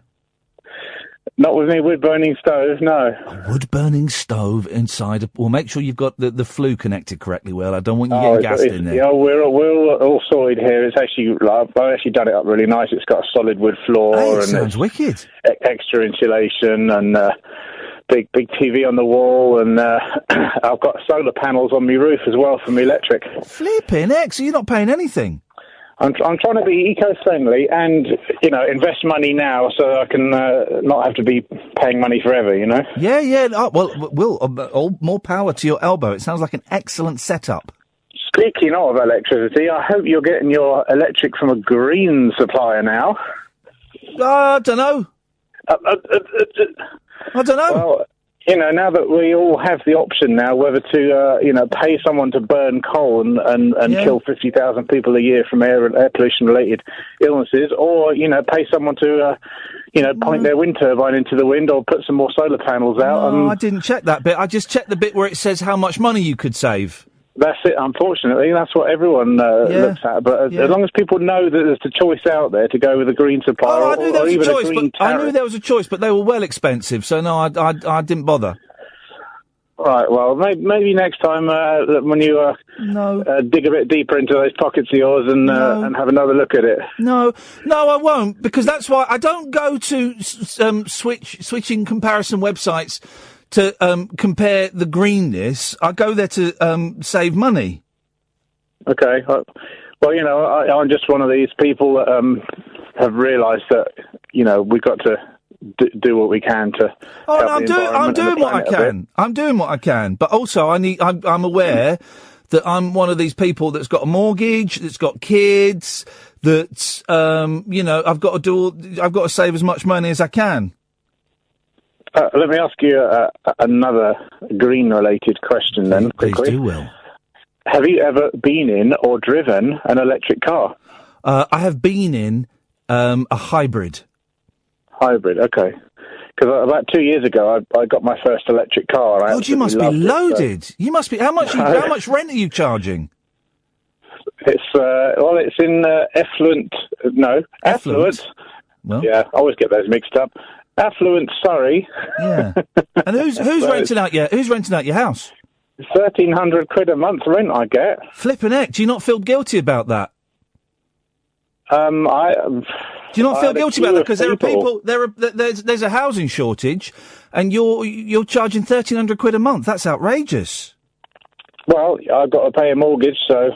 Oh, I get it. So the rent that they're paying is covering your mortgage. Well, it's covering my mortgage. So it's buy to let. Some on top. Buy to let. And you get a profit on top. Wow. But I bought it 10 years ago to live in. And yet you phoned me up to lecture me about my green credentials, and you're part of the housing crisis problem. Okay. Why should someone be paying your mortgage? Housing is going to come second to a planet we can't live on because there's no air or water. Will, it doesn't work like that, Will. You've been hoisted by your own petard. You phoned up to have a pop at me and get all moralistic, and you're the reason I wasn't having a pop at you. I was just asking the question. You were having a pop, and now it turns out you're part of the housing problem. You've got no social responsibility. Well, hang this a minute. is outrageous. I've rented out. Believe it or not, that's actually slightly under the market value. But you just said it pays your mortgage, and you get a profit from it as well. Well, why are you getting a profit from it? They shouldn't be paying your mortgage. Will, that's a terrible attitude to have. Morally bankrupt. Yeah, I got to live, and I can use my time to fight for the planet. Will, I've got to live, and I'm using my time to try and save as much money as I can, so I won't be a burden later on. And also, we owned a flat. Okay. And we sold it. For lots of money. Well, yeah, but we didn't want to rent it out. We didn't want to be part of the housing problem. Those people. I could say to you, why didn't you sell it for half the price you sold it for? That's not the same argument at all. Because if we'd have sold it for half the price, it would have been snapped up by a landlord, of course, to add to their portfolio. The people in your house will never be able to afford their own place because of you. Okay, but I'm not one of these landlords with 100 properties. No, it doesn't matter. One. Even one property is still that family. Have they got kids? Yeah. Flipping heck. That family will never be able to afford to buy their own house because of you. Well, whatever. Whatever? Whatever. So Whatever. But do you not see the hypocrisy? You're the one that phoned up to start the lecture, and Okay, yet then, when housing. something is pointed out to you that you're doing wrong, well, that's not what I called in to talk about. You tried to guilt trip me, man. Okay, let's get right down to it. Housing. This has always struck me as a weird thing. If you happen to be born and you weren't born a human and you were born to be a deer or, a bird or whatever, you don't have to pay to live somewhere. You can basically go, right, oh, here I am, I've just been born, I'll just Yet you're live charging here. a family £1,300 a month. What's the heating, what's the insulation like in that house? That's pretty good. Yeah, pretty good. What do they use to heat the house? Gas. Okay, you've gone for gas. I mean, it's still quite wasteful, isn't it? Well, there is a fire there if they choose to use it. Wood burning, coal burning? Well, either, yeah. Wood burning. Solar panels on there? No. Oh, God, Will, you can't spend a few quid of that profit you're making every month and put some solar panels on there, make the house self-sufficient. I've only recently had my eyes open to the whole renewable energy thing, and they've only recently got cheap enough to go out and buy them. Stop trying to, have a go at people who can't afford to make that decision, because it's not fair. Alrighty. But don't you think that it's kind of weird that when you get born, somebody else already owns all the land? Like, why isn't there a bit of land reserved for each person that's born? Because that doesn't make any sense whatsoever. But if you go back in history and you go, okay, so where did you get this bit of land from? I bought it from, Joe Bloggs down the road. Okay, well, who did Joe Bloggs buy it from? And who did he buy it from? Who did he buy it from? Who was the first person that said, right, I'm going to sell this bit of land so no one can just live on it? I don't know, Will. I've never considered it. Okay. I'll let you get on to somebody else. Thanks, Will. Okay. Don't phone me up to guilt trip me, and that's what he was trying to do, because I made the decision to choose... I've no idea if it's a green company or not. I don't think it is. I'll have a little look, but I don't think it is. Because I chose to save a few quid. He doesn't know anything about my situation or my setup or anything like that. Don't guilt trip me. And then it turns out he's part of the housing problem. Flippin' heck. Oh, man. 0344 499 1000. Late Nights with Iain Lee on Talk Radio. Late Night Iain Lee on Talk Radio. We have ways of making you talk. 0344 499 1000. So here's the story that I was going to do an hour ago. I start these stories, and then an hour later, we get to the story. Right? And this started the whole Chris Barry thing. It will shock Victor Meldrew, possibly the grumpiest... Kath, why don't you come in and sit in here? No, we don't have no callers, so... Might as well talk to you, won't it? Might as well talk to you.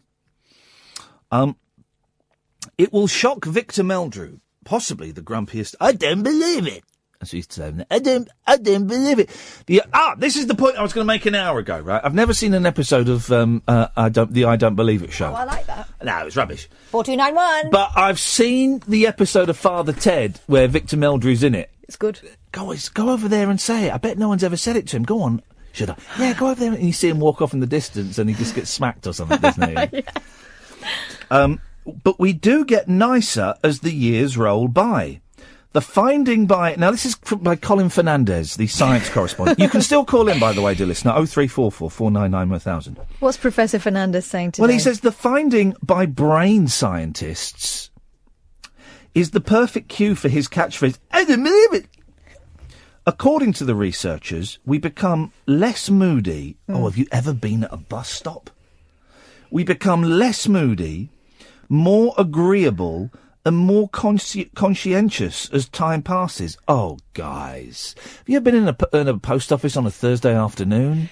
Thursdays in Tesco's. Oh, man.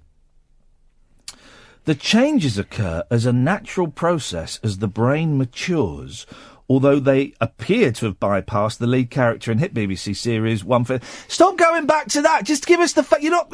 Are you showbiz or science, Fernandez? The other thing is, that wasn't a documentary, so, I mean, it proves nothing. As he should know as a scientist. He goes on. Played by Richard Wilson, he depicts the typical image of someone becoming more and more cantankerous in old age. You know what they'll do? They did it with Hyacinth Bouquet, didn't they? They did a series of her younger. Yeah, like an Origins. Yeah, they'll do an Origins of him where he'll be like a nice young man, and then something will happen, and he'll just for the first time go, I don't believe it. And Margaret goes, oh, Victor. New technology. Oh, then it goes on to the science bit. Has allowed scientists to map brain areas and track them over time for more than. Those regions linked to. Well, if you're mapping the brain, that doesn't tell you anything. It doesn't tell you that people are more or less grumpy. It tells you what the brain looks like. You know that ESP is possible. I know that something flashes in the brain. We are at all times, some more times than other, expounding electricity. Right. From our heads. Thoughts are electricity. That's a fact. Yeah, just rub your head with a balloon if you don't believe that. That's not the same thing at all. That's static. Although the thing how did I only find this out last week?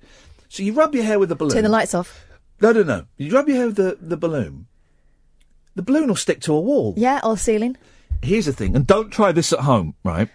Unless you're an idiot like me. This is my greatest science experiment. I don't know what it proves. You get a cup of water, you get a light bulb. You put the light bulb on the cup of water so the metal bit... This is a terrible idea. Yeah, it's terrible. The filament is touching the water. You put it in the microwave. No. You turn it on for 20 seconds, guys. The light bulb lights up. Now that, honestly, guys, if anyone dies as a direct result of that, tough. I saw a good experiment. Don't do it at home. I saw a good experiment that you can do at home, and the boys will like this one. Yep. Get some, like, cellophane. Yeah. Draw on it in black felt tip. Oh, yeah. Wet it. Yeah. Draw like a little stick man, and if you wet it, the stick man will bend over and move. I don't like cellophane. Right, well, you might have... I don't want to get involved. You know when you do presentations and you have those plastic sheets that you can... No, because it's not 1987. I use PowerPoint. Yeah, right. You can get animated GIF on PowerPoint. OK, well, just get something shiny and draw on it. Why would a light bulb in a microwave... It's a bad idea. ...light up? I mean, don't try it at home, but you... Because water conducts okay, microwaves. Fine. But...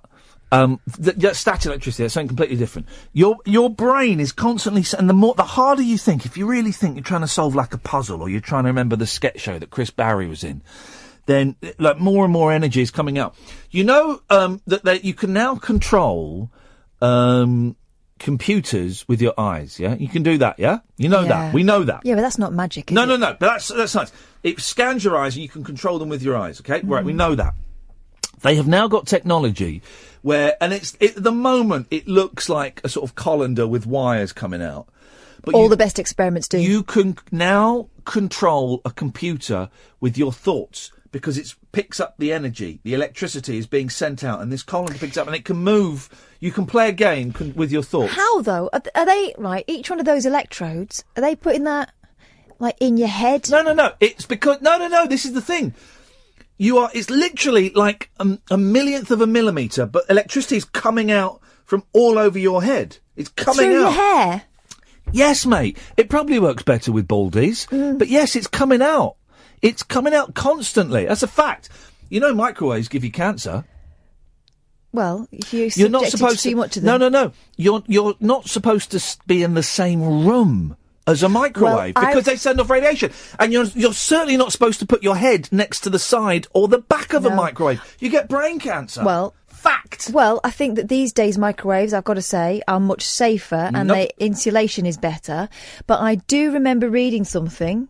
I don't think it was a scientific study, but I remember reading something about the early microwaves and a big spike of women contracting certain cancers because they were obviously standing next to it when they were using it. The old-fashioned ones. I wasn't listening. I'm just trying to not get us sued by microwave companies. Microwaves can kiss my chuddies. Do you know what I mean? But yeah, so if what this proves is, right, if you can control a computer game with your thoughts, then ESP is technically possible. It's possible because you're sending out All right, yeah, messages. you just got to harness that electricity. Yeah, exactly. Uri Geller was on the mystery. What's it called? The mystery show. Howard Hughes. Yeah. The Unexplained. He was on The Unexplained on Sunday, talking rubbish. I mean, talking absolute bobbins. Hey, I tell you what I found. I'll put it online next week if I can be bothered. Found a VHS tape of a show that I'd forgotten I did. Right, I did a pilot for. There was used to be a series on Channel 4 called Comedy Lab, where like each week, I did a comedy lab, right? And they didn't pick it up for a series, but it was good. And it had Gail Porter on and Uri Geller. And what it was, I mean, it might be rubbish. I've not seen it for 16 years. But you remember it's good. I remember it's being funny.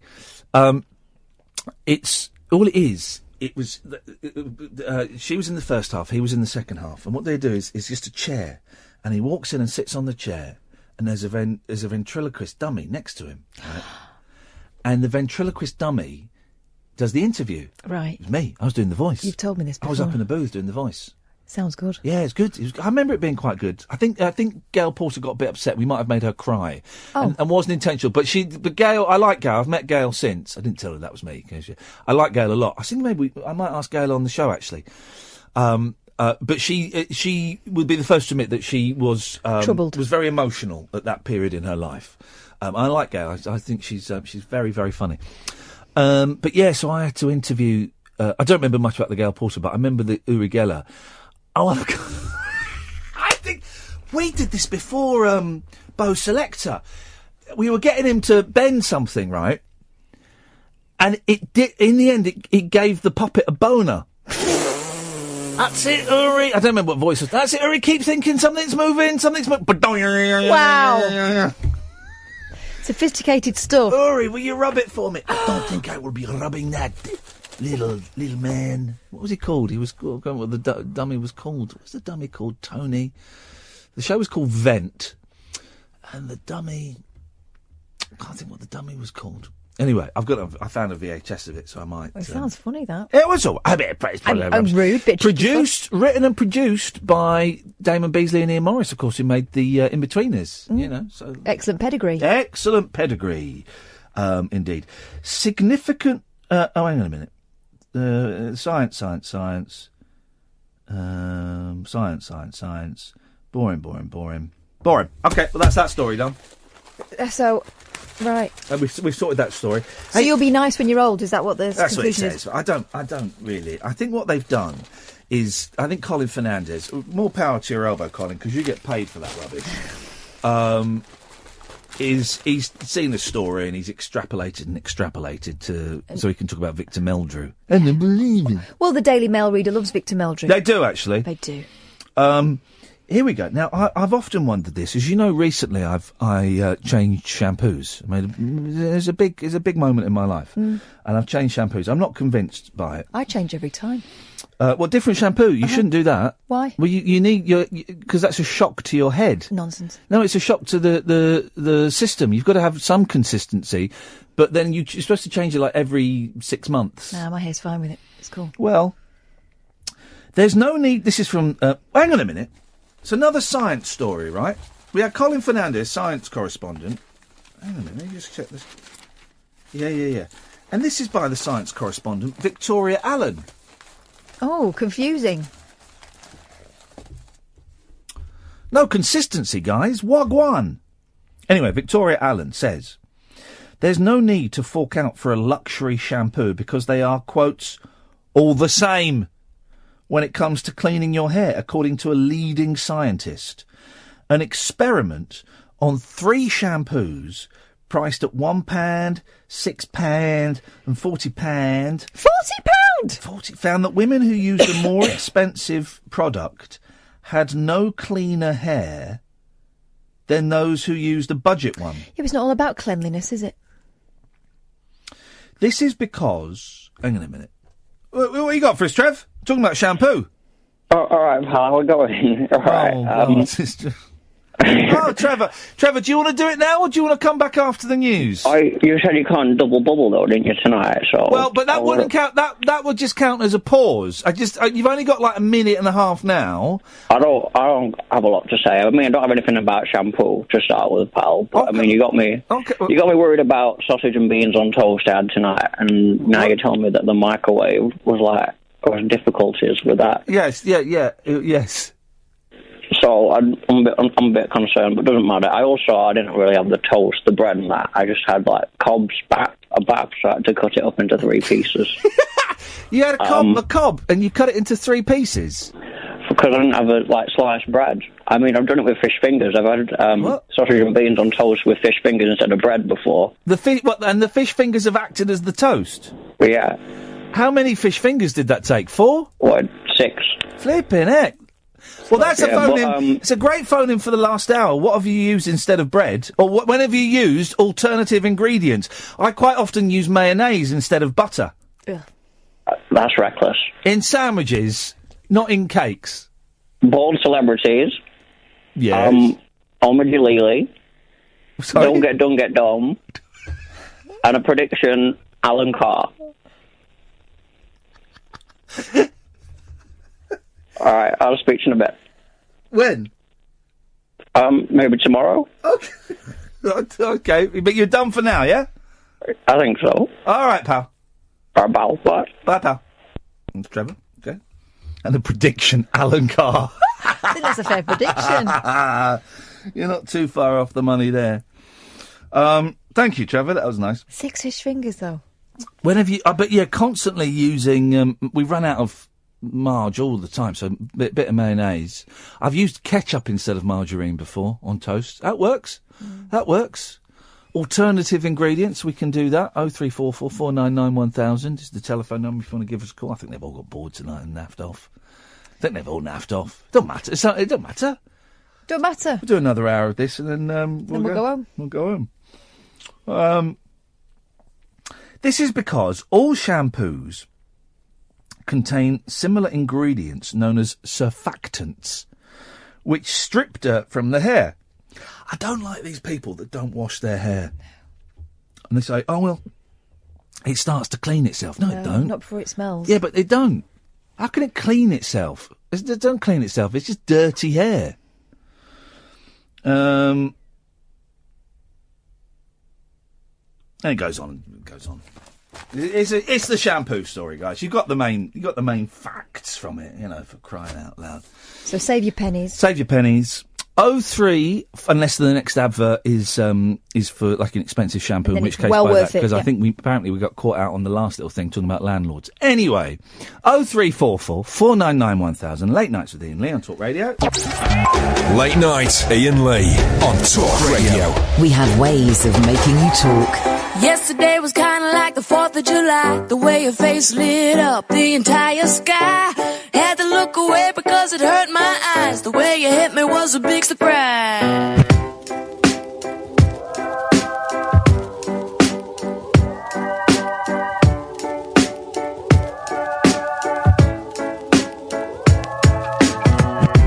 Yesterday I really didn't know what to say. I wasn't making any sense, but it felt okay. Ask you if it was my birthday. This kind of thing don't happen every day. Hey, hey, hey.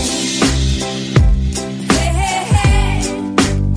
I didn't think an angel would get in my way. Hey, hey, hey. Hey, hey, hey. I didn't think an angel would get in my way. Yesterday I felt just like a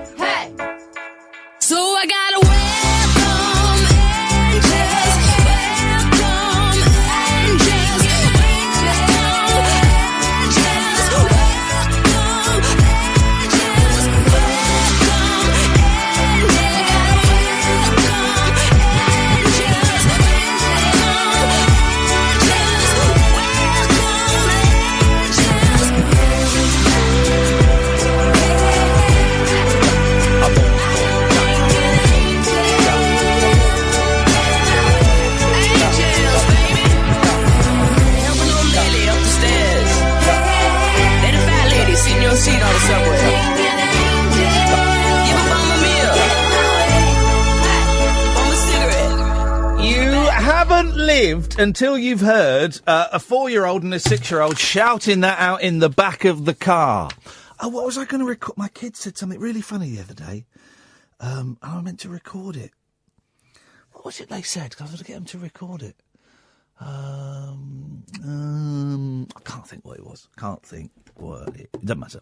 0344 499 1000 is the telephone number. Last hour of the radio show, and it's kind of a laid-back, more sedate show. Yesterday was a little bit frantic and a little bit furious and a bit wild and a bit crazy, and we gave away every county in the country.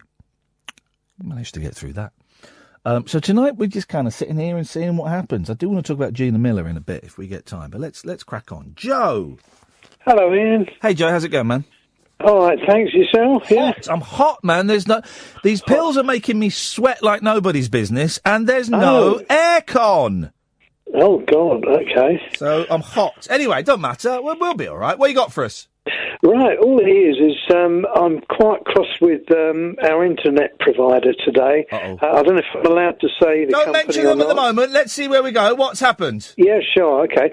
It crashed about lunchtime today, and it's still not up and running. And we're in a catch-22. Been with them a long time. They took over the smaller company that we used to be with in Hertfordshire. I don't know if you're guessing now who the company is, but it's a big company. Yes. But obviously I won't say if you're not happy for me to say. We're not at the moment. No, sure, okay. Anyway, what it is, we've got a customer care number to ring. If you've got the telephone with them as well, it doesn't cost you anything. So I thought, great. So I rang them up, and you've got to go through a process of pressing buttons, number one and whatever. Phone, yeah. Eventually, they say, right, we're going to put you through to one of our teams. So you think, brilliant. Sit there, and suddenly it says, sorry, all the lines are busy, but you should be put through in 2 minutes. And then they put some music on. Beautiful. Yeah. And nice, relaxing. I've timed every call, 20 minutes on average, and I think, I'm just not doing this, So I ring off.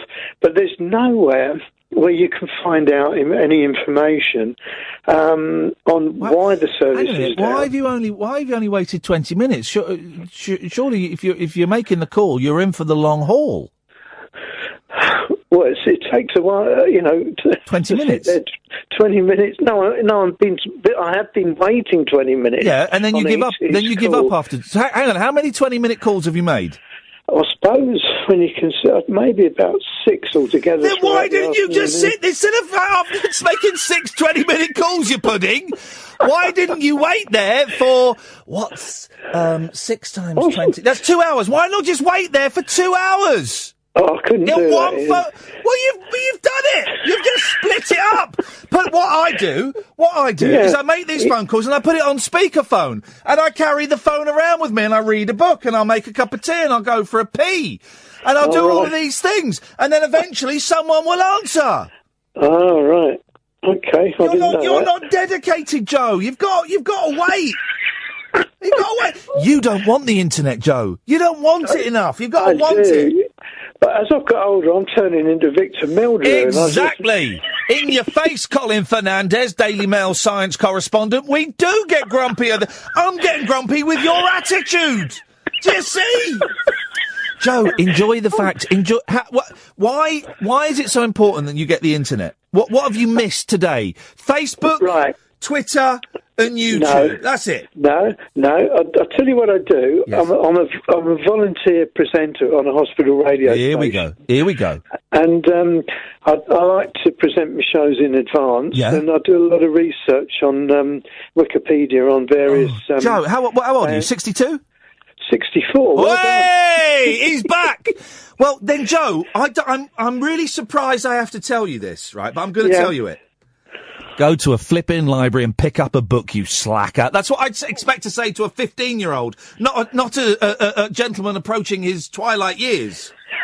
Go to a library and pick up a book. Yeah, I would normally. But instead you've wasted 2 hours on 6 separate phone calls, when if you'd made one phone call for an hour, you'd probably have it sorted by now. But do you know, I honestly thought what they're doing is just not answering calls today because it must be a hell of a problem. Or and they've got loads of people phoning and it takes an hour to get through. You won't know because you only waited 20 minutes. Oh, no, yeah. But it's a long time, 20 minutes, when you just listen to all this crud music. This what kind of music? Crud music. Because when I spoke over you, it sounded like something else. Imagine if you'd... Joe, imagine if when you were fighting in World War II... If that's the attitude you'd had, you're waiting for Jerry to come out, and then after 20 minutes, stuff it, forget it. You went back home, and then he came and invaded Coventry. Imagine. Well, I wouldn't have the internet to worry about in those days, would I? Fair play. You've got me on a technicality, Joe. I reckon it'll be back tomorrow. When is your radio show? What, do you want the name of the hospital? No, I want to know when is it? Is it Saturday? It's every Wednesday afternoon. It's a 2-hour live show. So it happened today? Yeah. So they have computers there? Yeah, well, they do. So you could have gone there early and researched it online. You just want to have a good old whinge. I've normally got 4 weeks in advance already put together and printed off, ready to go. So you're sorted? Well, I am. You just want to have a whinge, Joe! No, I'm still constantly researching because I do this all the year round. What type of music are you playing on there? I do a mixture. My actual show is called the Don't Forget to Boogie Show. Oh, yeah. Don't forget to boogie. I forgot something today. What was it? Oh, yeah, to boogie. Sounds good. So what kind of stuff are you playing on there? Canned heat. Just anything like T-Rex. Was that them? T-Rex. I'm on the road again. That's right, yeah. T-Rex. Okay. Who did going up the country? He sings funny, doesn't he? Going up the country. Yeah, that was Alan Wilson that sang that. Here we go. Okay, trivia fans. Who did the backing vocals for most of Mark Bolan's T-Rex hits? The backing vocals? Yeah. Oh, was it male or female? It was 2 males. Mickey Finn? No. A very famous members from a very famous American group did backing vocals on most of Mark Bolan's big hits. Wow, well, I didn't know that. It's Flo and Eddie from the Turtles. Really? Yeah, the backing vocals on most of Mark Bolan's big hits are by the Turtles. Well, thanks for that, Ian. I didn't know that. Mark Volman and Howard Kalin. Oh. There you go, you say. I love the... I listened to a documentary last night on the way home, as I often do, and it was about David Bowie and Mark Bolan and a couple of other acts. Oh, yeah. And I'd never heard Mark Bolan speak before. He used to have a show on either BBC or ITV. Yeah, TV show, 70s. Yeah, he did. And the last episode. A lot of people. The last episode, it was David Bowie on, and they'd been good friends, and then they became quite deadly rivals because Bowie was a slow burner, but he got the success in America that Bolan never got, and Bolan had like 2 brilliant years of being a pop star, and then he was on the thing. And I've never seen it, but apparently Bolan got absolutely steaming drunk, and they had like an awful kind of duet together at the end of their thing. But Bolan. Well, you know, I put the glitter on my face, and, you know... That's not a bad Bolan, actually. That's not, actually. No. It was tragic what happened to him, though, wasn't it? Car crash, wasn't it? Being driven by his missus, and, in a Mini. Yeah. Very sad. And I think she had success as a singer in America for quite a few years. She did. Her name was... something Jones, wasn't it? It was, I want to say not Grace Jones, Georgia Jones, Gloria Jones. What was her hit? Right. What was her hit? Well, Kath told me that. She had a hit, didn't she? What was Gloria? It was a big hit. It's a really famous song. Oh, wasn't it Tainted Love? I think it was. Yeah. It was Tainted Love, wasn't it? Before Top Cell did it. Yeah. Hang on a second. Yeah, hang on a second. This is Tainted Love. This is that. Here we go. We should do a show. Oh, it's ads. Hang on, let me play the ads. We should do a show together, Joe. It'll be just 2 old farts trying to remember stuff. Here we go. This is Mark Bolan's missus. Here we go. Hang on. Here we go. This is it.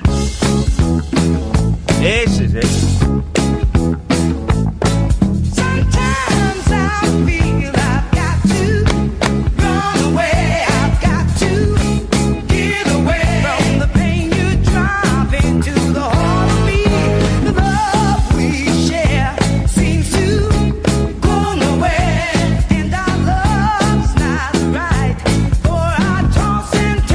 it comes. Here it comes. Yeah.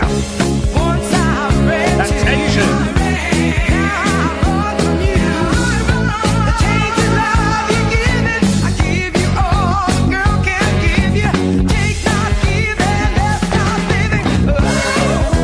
Oh, that's good, isn't it, Joe? You've got to play that on the next show, or in 4 weeks' time.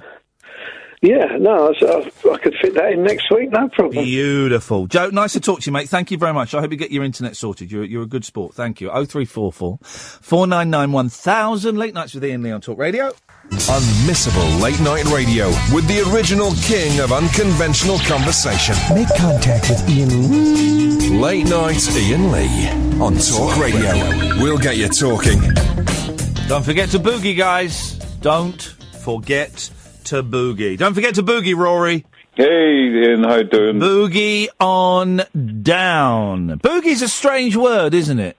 It is, I remember years and years ago, because it used to be boogie woogie, didn't it? Do you remember that, boogie woogie? No. You don't remember boogie woogie? No, it sounds like ghosts. No, what?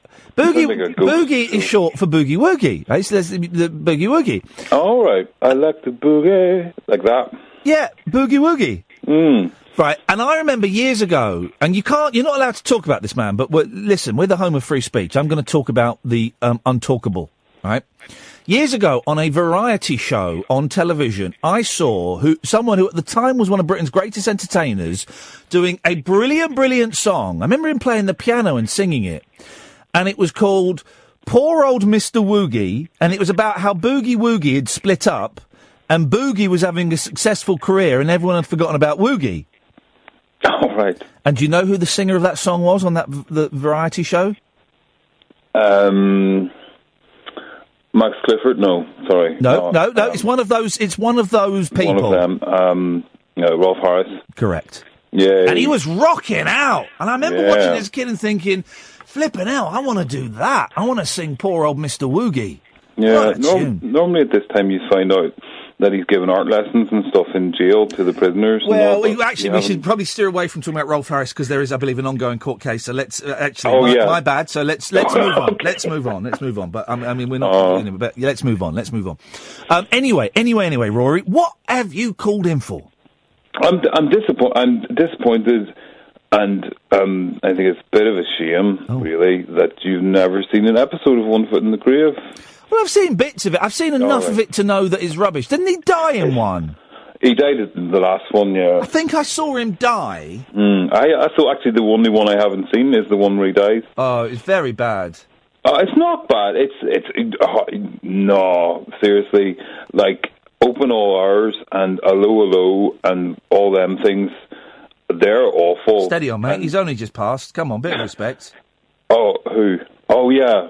Oh God, yeah, poor Rennie. But you're right. I wish his family nothing but joy and success, and a lot of people loved him, and he brought a lot of pleasure to their lives. But Hello was very poor in that style of very formulaic BBC sitcoms, and that's how I view One Foot in the Grave. Well, you're wrong, and you're very wrong. No. The unfortunate thing that happened with One Foot in the Grave is that it was characterised in the media, and particularly in the tabloid press, as being about a grumpy old man. Well, what was it about, Rory, if it wasn't about a grumpy old man? No, it wasn't about a grumpy old man. What it was about, Ian, was about injustice and somebody fighting against injustice in their everyday lives. It's basically a non-sweary, non-funny version of Curb Your Enthusiasm. No, that's not true. No, they said bloody all the time, and they got complaints about bloody. Well, but Curb Your Enthusiasm has the C-bomb in it, so I think they win on the the swearing. Oh, stakes. right, so it wins because it's got swears in it, right? Well, no, it wins because it's funny. It's actually funny. It's very funny, but it's as funny. One Foot in the Grave is as funny as Curb Your Enthusiasm. The bit where he picks up the dog and thinks it's a phone. Yeah, but that's just a thing that's being shown on clip shows. Yeah, it's not funny. That's not. That's as funny as Del Boy falling through the bar. Yeah, that's another thing that's shown on clip shows. Or the chandelier falling and they catch the wrong chandelier. Yeah, but that came at the end of the episode where, like, that was the denouement of everything that came So before. you had to it. wait 30 minutes for that lame punchline. Yeah, but it's fun. A chandelier falling is Crying over you, crying. What's that out of? That's from Only Fools and Horses. He gets that fella. I want you to sing "Crying" by Roy Orbison. I really don't think it's a good idea to sing that song. No, I want you to sing that song. I really don't think it's a good idea. Because he can't say the letter R, so it goes crying. When he should have just said, yeah, I have trouble saying the letter R. You may have noticed that in my speech. So if I sing that, it's going to come out as crying. That's all he needed to do to stop that from happening. Yeah. But it's like, do you remember You've Been Framed years ago? With Jeremy Beadle. I do remember it. And what they did, when they came to the end of the series and they said, oh, now we're going to show you the funniest clips from the whole series. Yes. And the clips that they showed were the least funny clips from the whole series. In your opinion, I thought they were funny. But they were, and I went to school the next day and I said to people, oh, they always show the worst clips, and they all agreed with me and said, yeah, they always show the worst clips. I think people are just polite to you. Because they don't want to engage you in conversation. I know that's how I am when I speak to you. Well, they do want to engage me in conversation because I have 20 replies to my pen. Here we go. Request. Well reminded. A week ago or thereabouts, Rory got in touch and told us he was a sad case, and we came up with the idea of setting up an email address. What was the email address? I am a sadcase at gmail.com. And I tweeted it and I Facebooked it, and you've had 20 people get in touch. Give us some of the details. Anything sexy? Nothing sexy. All very, very lovely people. Okay. Ratio of men to women? Probably, I'd say 4 women and 16 men. I meant to ask this last week, Rory, and I'm sorry, and this is actually an Ofcom thing. You're not a paedophile, are you? No. Okay, I should have asked that last week and clarified that. Yeah. Sorry, that was my bad there. Bad show on my part. But that's good. Okay, I didn't think you were. I'm not a paedophile at gmail.com. Someone will. And what kind? Have you replied to any of them? Yeah, I did. I replied.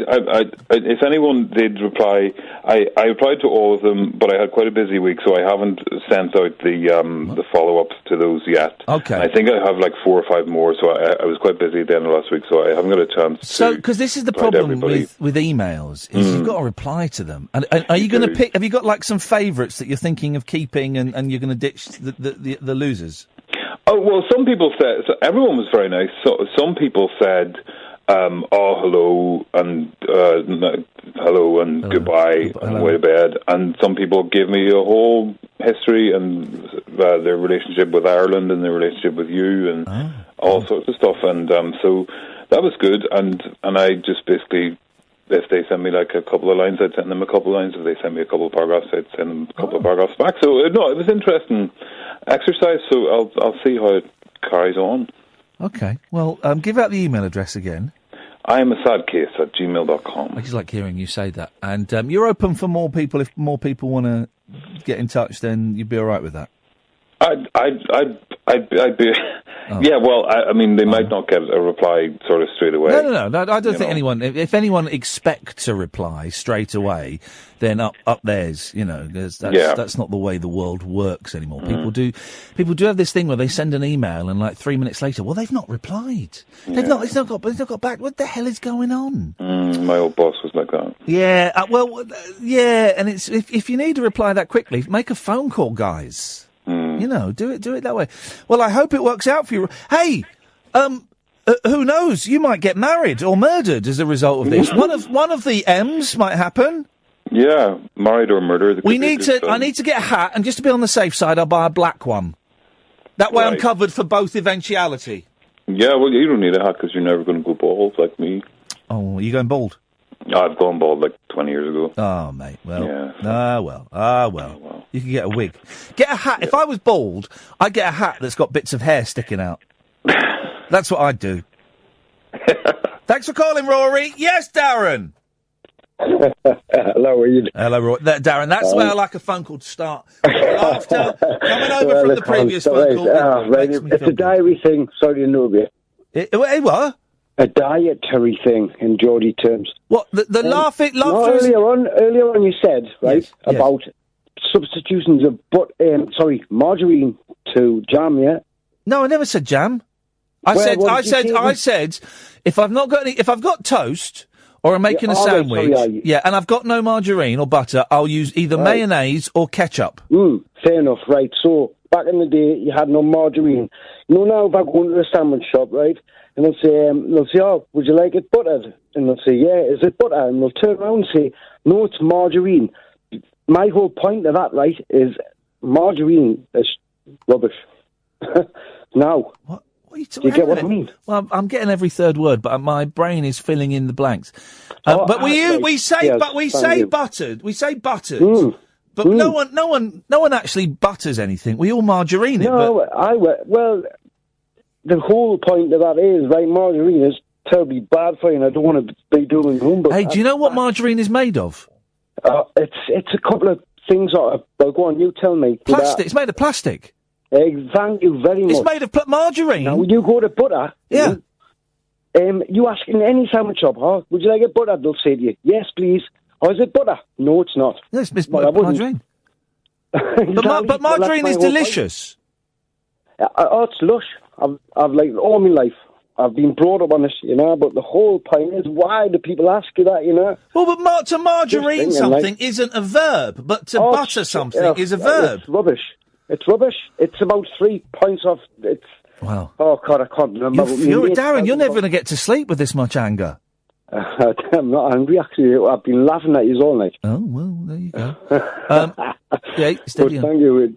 Have we spoken before? Never, ever before. No, I didn't think so. I didn't think so. Well, thank you very much, Ian. Hey, nice one, mate. Take care, Darren. And you. Bye-bye. Tatty-bye. Margarine is made of plastic. That can't be good for you. That has got to... There was a big story, wasn't there? A big brouhaha that toast and pizza and roast potatoes gives you cancer, right? Well, that's not the story.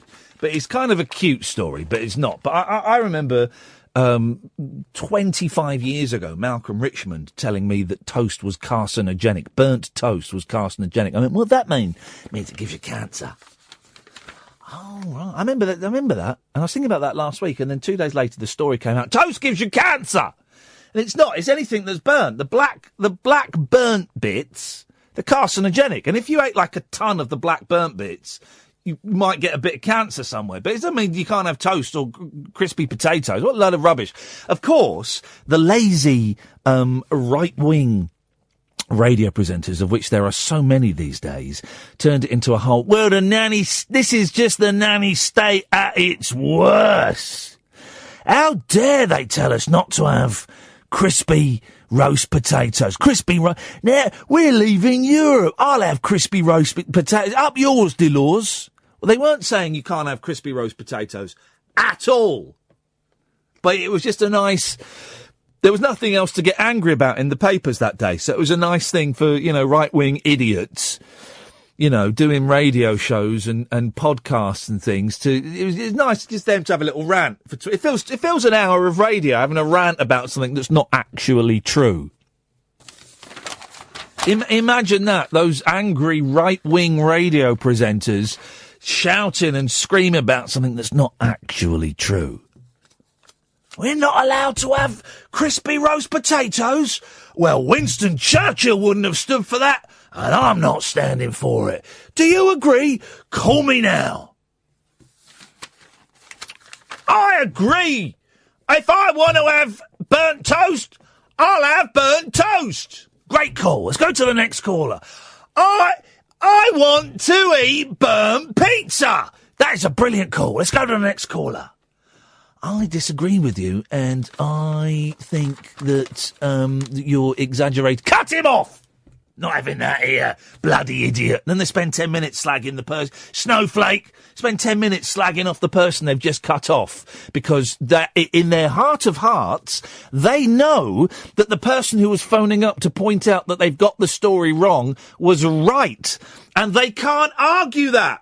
They can't argue against the truth, so they cut them off and slag them off after they've gone. Anyway, margarine is made of plastic. This is Talk Radio. Late Night Iain Lee. Unfiltered night talk with the original king of unconventional conversation on Talk Radio. We have ways of making you talk. 0344 499 1000. The Mail is a particularly unpleasant newspaper, isn't it? It's proper nasty. They've done a really great... They've excelled themselves in meanness today. So Gina Miller, right? She's the woman who brought the court case about Brexit. She's not trying to stop Brexit. She just wants it to follow the rule of law, right? Which is what everyone who voted to leave, that's what you want, yeah? You want the rule of law to be followed in this country, and you want Parliament to decide stuff. Well, that's all she's fighting for, right? So, front page of the Daily Mail. MP's new plot to thwart Brexit. OK, well, there isn't, but nice one. And then there's a picture of Gina Miller. Triumphant. But what's the truth about Gina's law degree? See pages 8 to 9. All right, fine. OK. Don't know anything about this woman. I know that she's had death threats and rape threats and racism thrown at her on all kinds of various places. So I'm sure she's going through a bit of a tough time. But let's read the story. By Ruth Sunderland. The smile on Gina Miller's face said it all yesterday. Posing on this, all the words, there's a real meanness. Posing on the steps of the Supreme Court, an expensive black shearling coat to ward off the morning chill, and with large sapphire and diamond earrings glinting in each lobe. So she's got a few quid. So we're meant to hate her because she's part of the liberal elite. This is what we voted to break free from. When we voted to leave, we voted so that we wouldn't have stuck-up cows like this with diamond earrings and black shearling coats to ward off the morning chill, telling us what we can and can't do. The former model, slag. That's what that means, isn't it? Former model. Why is any of those words I've just said relevant? They're not. Snide. The former model turned businesswoman, and self-proclaimed philanthropist, was in a triumphant mood. Well, she was proved right. So you would be. Just like you were in a triumphant mood, Ruth Sunderland and the Daily Mail, when Brexit won.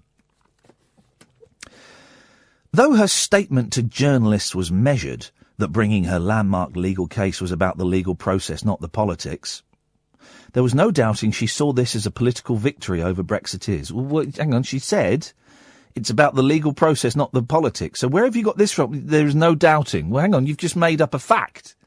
That's a made-up fact. There was no doubting she saw this as a political victory over Brexiteers. Miller, the subject of countless gushing profiles in newspapers and magazines sympathetic to her cause. I've not read anything nice about her. The only newspapers that I can imagine that would be sympathetic to her cause would be the Mirror and the Guardian. And I've not read those pieces. Maybe they are, but I bet the Sun is having a snide pop at her. They are. And I bet the Express has had a snide pop at her. Miller, the subject of countless gushing profiles in newspapers and magazines sympathetic to her cause, has carefully spun her image of a woman who... She's a woman. A wife and mother of 3, as well as a city superwoman regularly photographed in exquisitely tailored outfits. Second time we've heard about her expensive clothes. I don't know what that has to do with it. I don't know what her having money and wearing nice clothes, I don't know what that has to do with it. Why are we meant to hate her? But we do, don't we? Who fears a treacherous future outside Europe. And because of her principled stand, she's revealed, been the victim of vile online abuse and hideous sexual and racist threats. Yeah, people have said they want to rape her and murder her. I think she's been called a monkey, and she should go back home. She's had that kind of stuff. The fun stuff. The fun stuff. That should be the story. Woman who wants to make sure the country follows due legal process is called a monkey and is told that people has had death threats, murder and rape threats. That's the story. Her critics, though, her critics do those things I've just said. They want to rape and murder her. That's her critics.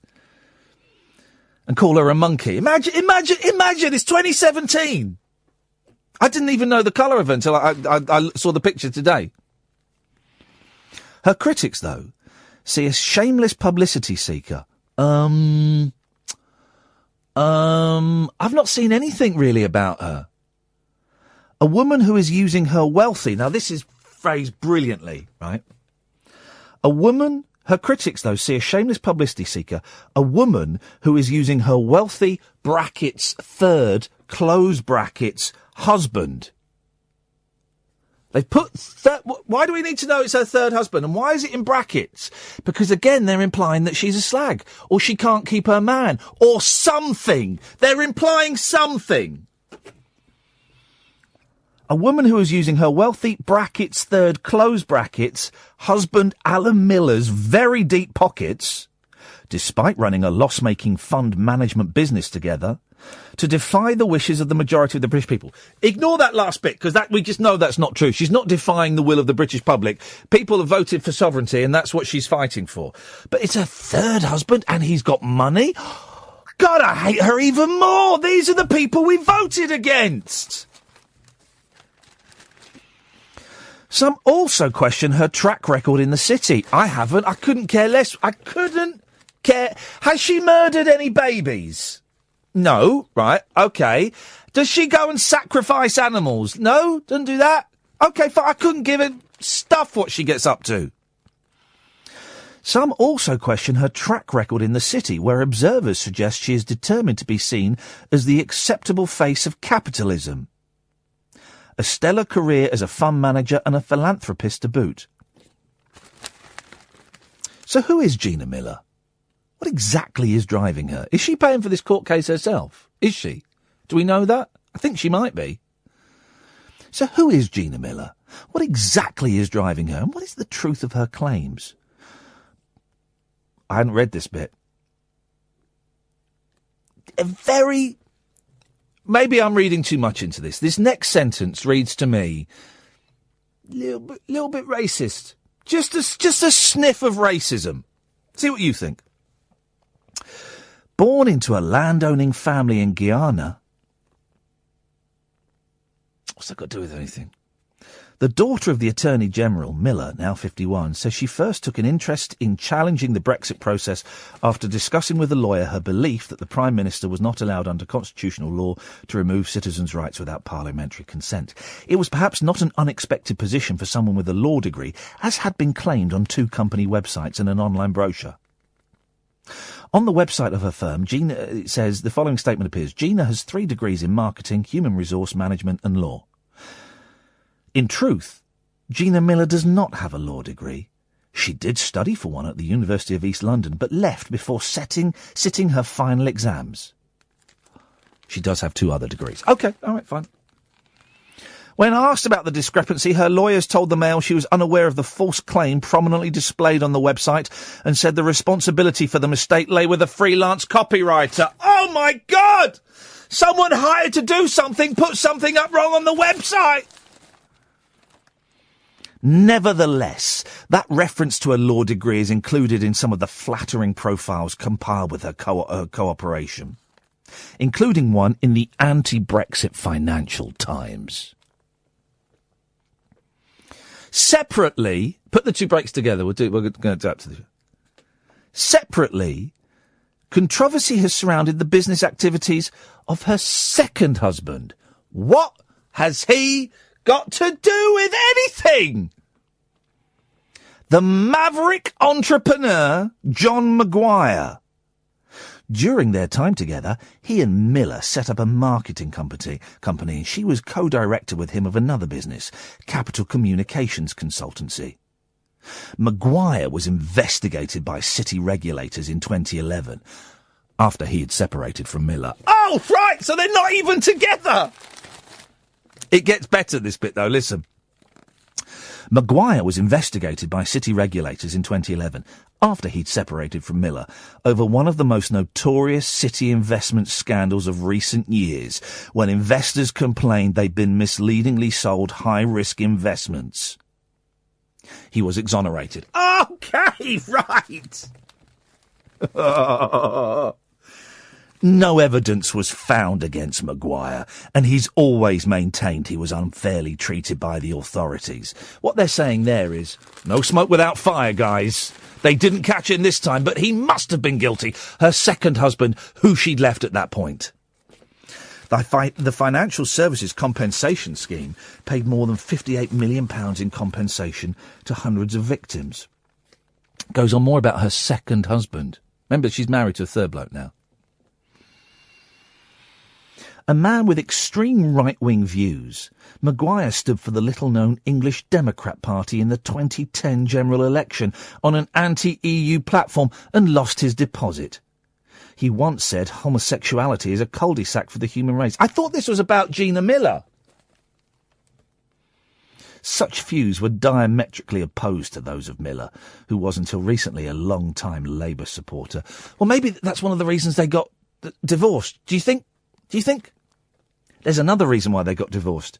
She subsequently said that during their relationship he subjected her to physical attacks. Right, so she got beaten up by him. Why has this got anything to do with the court case? What are we supposed to... All I'm getting here is she's a strong, independent, successful woman who managed to bring her life back on track after spousal abuse. In an interview last year, Miller told the Mail on Sunday, "I am fairly fearless because of horrific experiences in the past. I am a victim of domestic violence. Having survived that, it makes you fearless. I survived it for a reason, to be who I am now, to speak up when I don't think things are right." Maguire, a fervent Christian, has denied her claims and retorted that she had a drink problem, an allegation she says is totally false. Of course, she argues that such personal details are irrelevant to her legal challenge. Guess what? They are. That's why she argues that. Because they are. What have they got to... I'm so confused.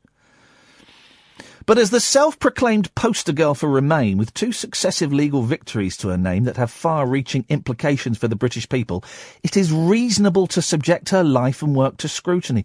Why, though? Why, Ruth Sunderland? Why? What has her husband... She claims beat him. He claims he didn't. She claims she's a boozer. She says she's not a boozer. He's a far-right homophobe. They were divorced. What is any of that? How has any of that, ex-husband, how has any of that enriched our knowledge of Gina Miller and what she's been striving for? Tell Dennis we'll speak to him tomorrow. I'm not going to speak to him now because he might say something. One important element in this is her own financial expertise. Again, I do wonder why. An investigation of the investment firm SCM Private shows that it has run up large losses since she and Alan Miller founded it in 2009. It has yet to register an annual profit and has made total losses of more than £2.3 million. The couple explain the losses by saying they're investing in new technology and in growing the business. They say it's running at so-called cash break-even, meaning its income is covering its operating expenses. There is no risk of SCM going under. The accounts note the Millers intend to support the firm for the foreseeable future, which they can well afford to do. I don't even know what that means. In the meantime, Ms. Miller has taken occasional potshots at rival firms, denouncing them for charging high fees and for bamboozling savers with jargon. She has a fair point, of course. Rip-off charges and gobbledygook are shamefully common in the financial services industry. But competitors have responded with counterclaims of double standards by Miller and her husband because they say their firm, SCM, has failed to disclose the size of the fund it is managing for clients. It goes on and on to say that the Millers have worked hard to acquire new... it goes on to talk about the business.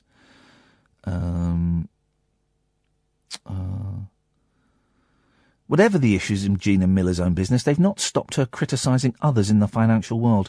In a report for her charity, the True and Fair Foundation, in 2015, she rebuked other charities for financial inefficiency, claiming that 1,000 organisations spent less than half their income on good works. Inevitably, many of them were contemptuous of its findings. The National Council for Voluntary Organisations said... flipping it. Then they have... I mean, it goes on. Then they have a go at her because it says finance wasn't her initial profession. She wanted to be a barrister. It turns the page. I don't get it. Listen to this. Goes on about business stuff. She's lived in the UK most of her life, having been sent here by her parents at the age of 10. Later attending Rodean, the elite girls' boarding school in Sussex, likening the place to the German prison camp Colditz.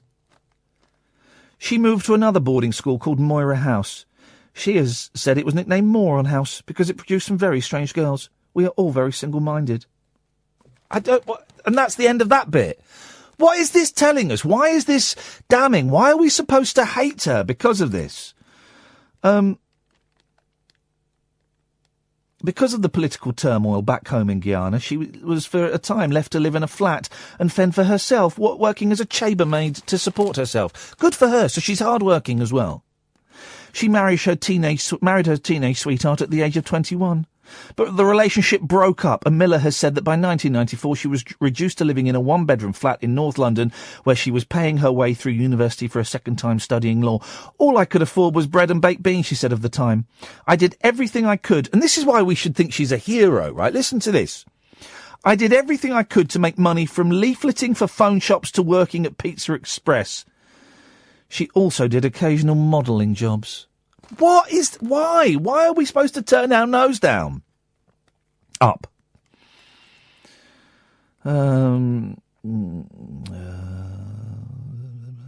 Today, Miss Miller lives in a large house in Wimbledon, bought 3 years ago for £7 million. Well done. She's done well for herself. We should be celebrating her.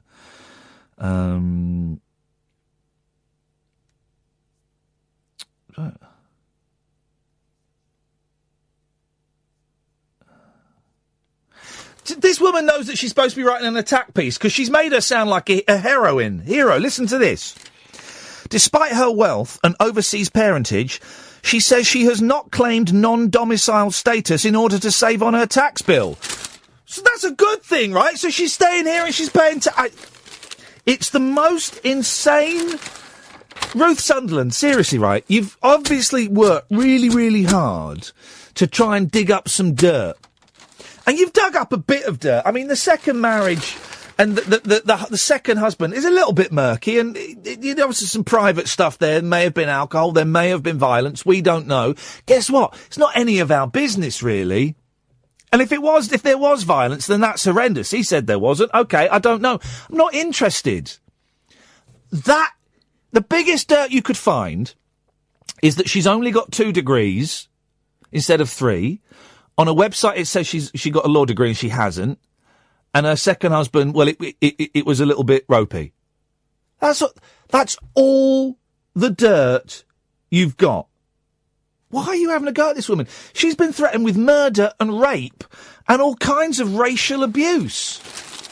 I heard an interview with her on the BBC ages ago. I think when the first High Court thing came out. And, she was saying about how her life has been turned into a misery. Because you know that 2 people have taken this case. There's another guy. There's a guy, I think. And he's kept his head down, partly because of what Gina Miller has gone through. He saw all the flack she was getting, and so he's stayed out of the picture, and he's letting his lawyer do all the press briefings and all of that, and all the statements and things like that. So we're picking on a woman. We're having a go at a woman because what? She's rich? Because she's got dark skin? What? Because she's a woman? I don't know why. I cannot understand it. Brexit is going to happen, right? It's going to happen. I wish that it wouldn't. I think you're stupid if you voted for it, but it's going to happen, and we have to respect that. Brilliant. I respect it. Why the hell are we celebrating the fact that there is a woman who is getting all kinds of the most horrendous threats and a vile abuse, and a newspaper thinks it's fine to attack her? It's the weirdest thing, man. And I read a really interesting thing, and it's been on the radio a couple of times. The reason that the fake news scandal is bigger in America than it is over here. Do you know why? Because papers lie over here anyway. Because they've always lied. Because papers have a real bias, and there's a bias in the American media, of course. But newspapers over here lie. You know, phone hacking anyone. You know, they lie. That's what they do. So we're kind of used to retractions being made and questioning stories that pop up in the newspapers and going, well, maybe that's not quite true. Oh, let's get a bit more of the story. But in America, they're not quite so used to it. And that's why the bigger thing. Anyway, how am I going to get to sleep now after that? And I didn't get to do any of the bum stories. There are loads of bum stories in the newspapers today, but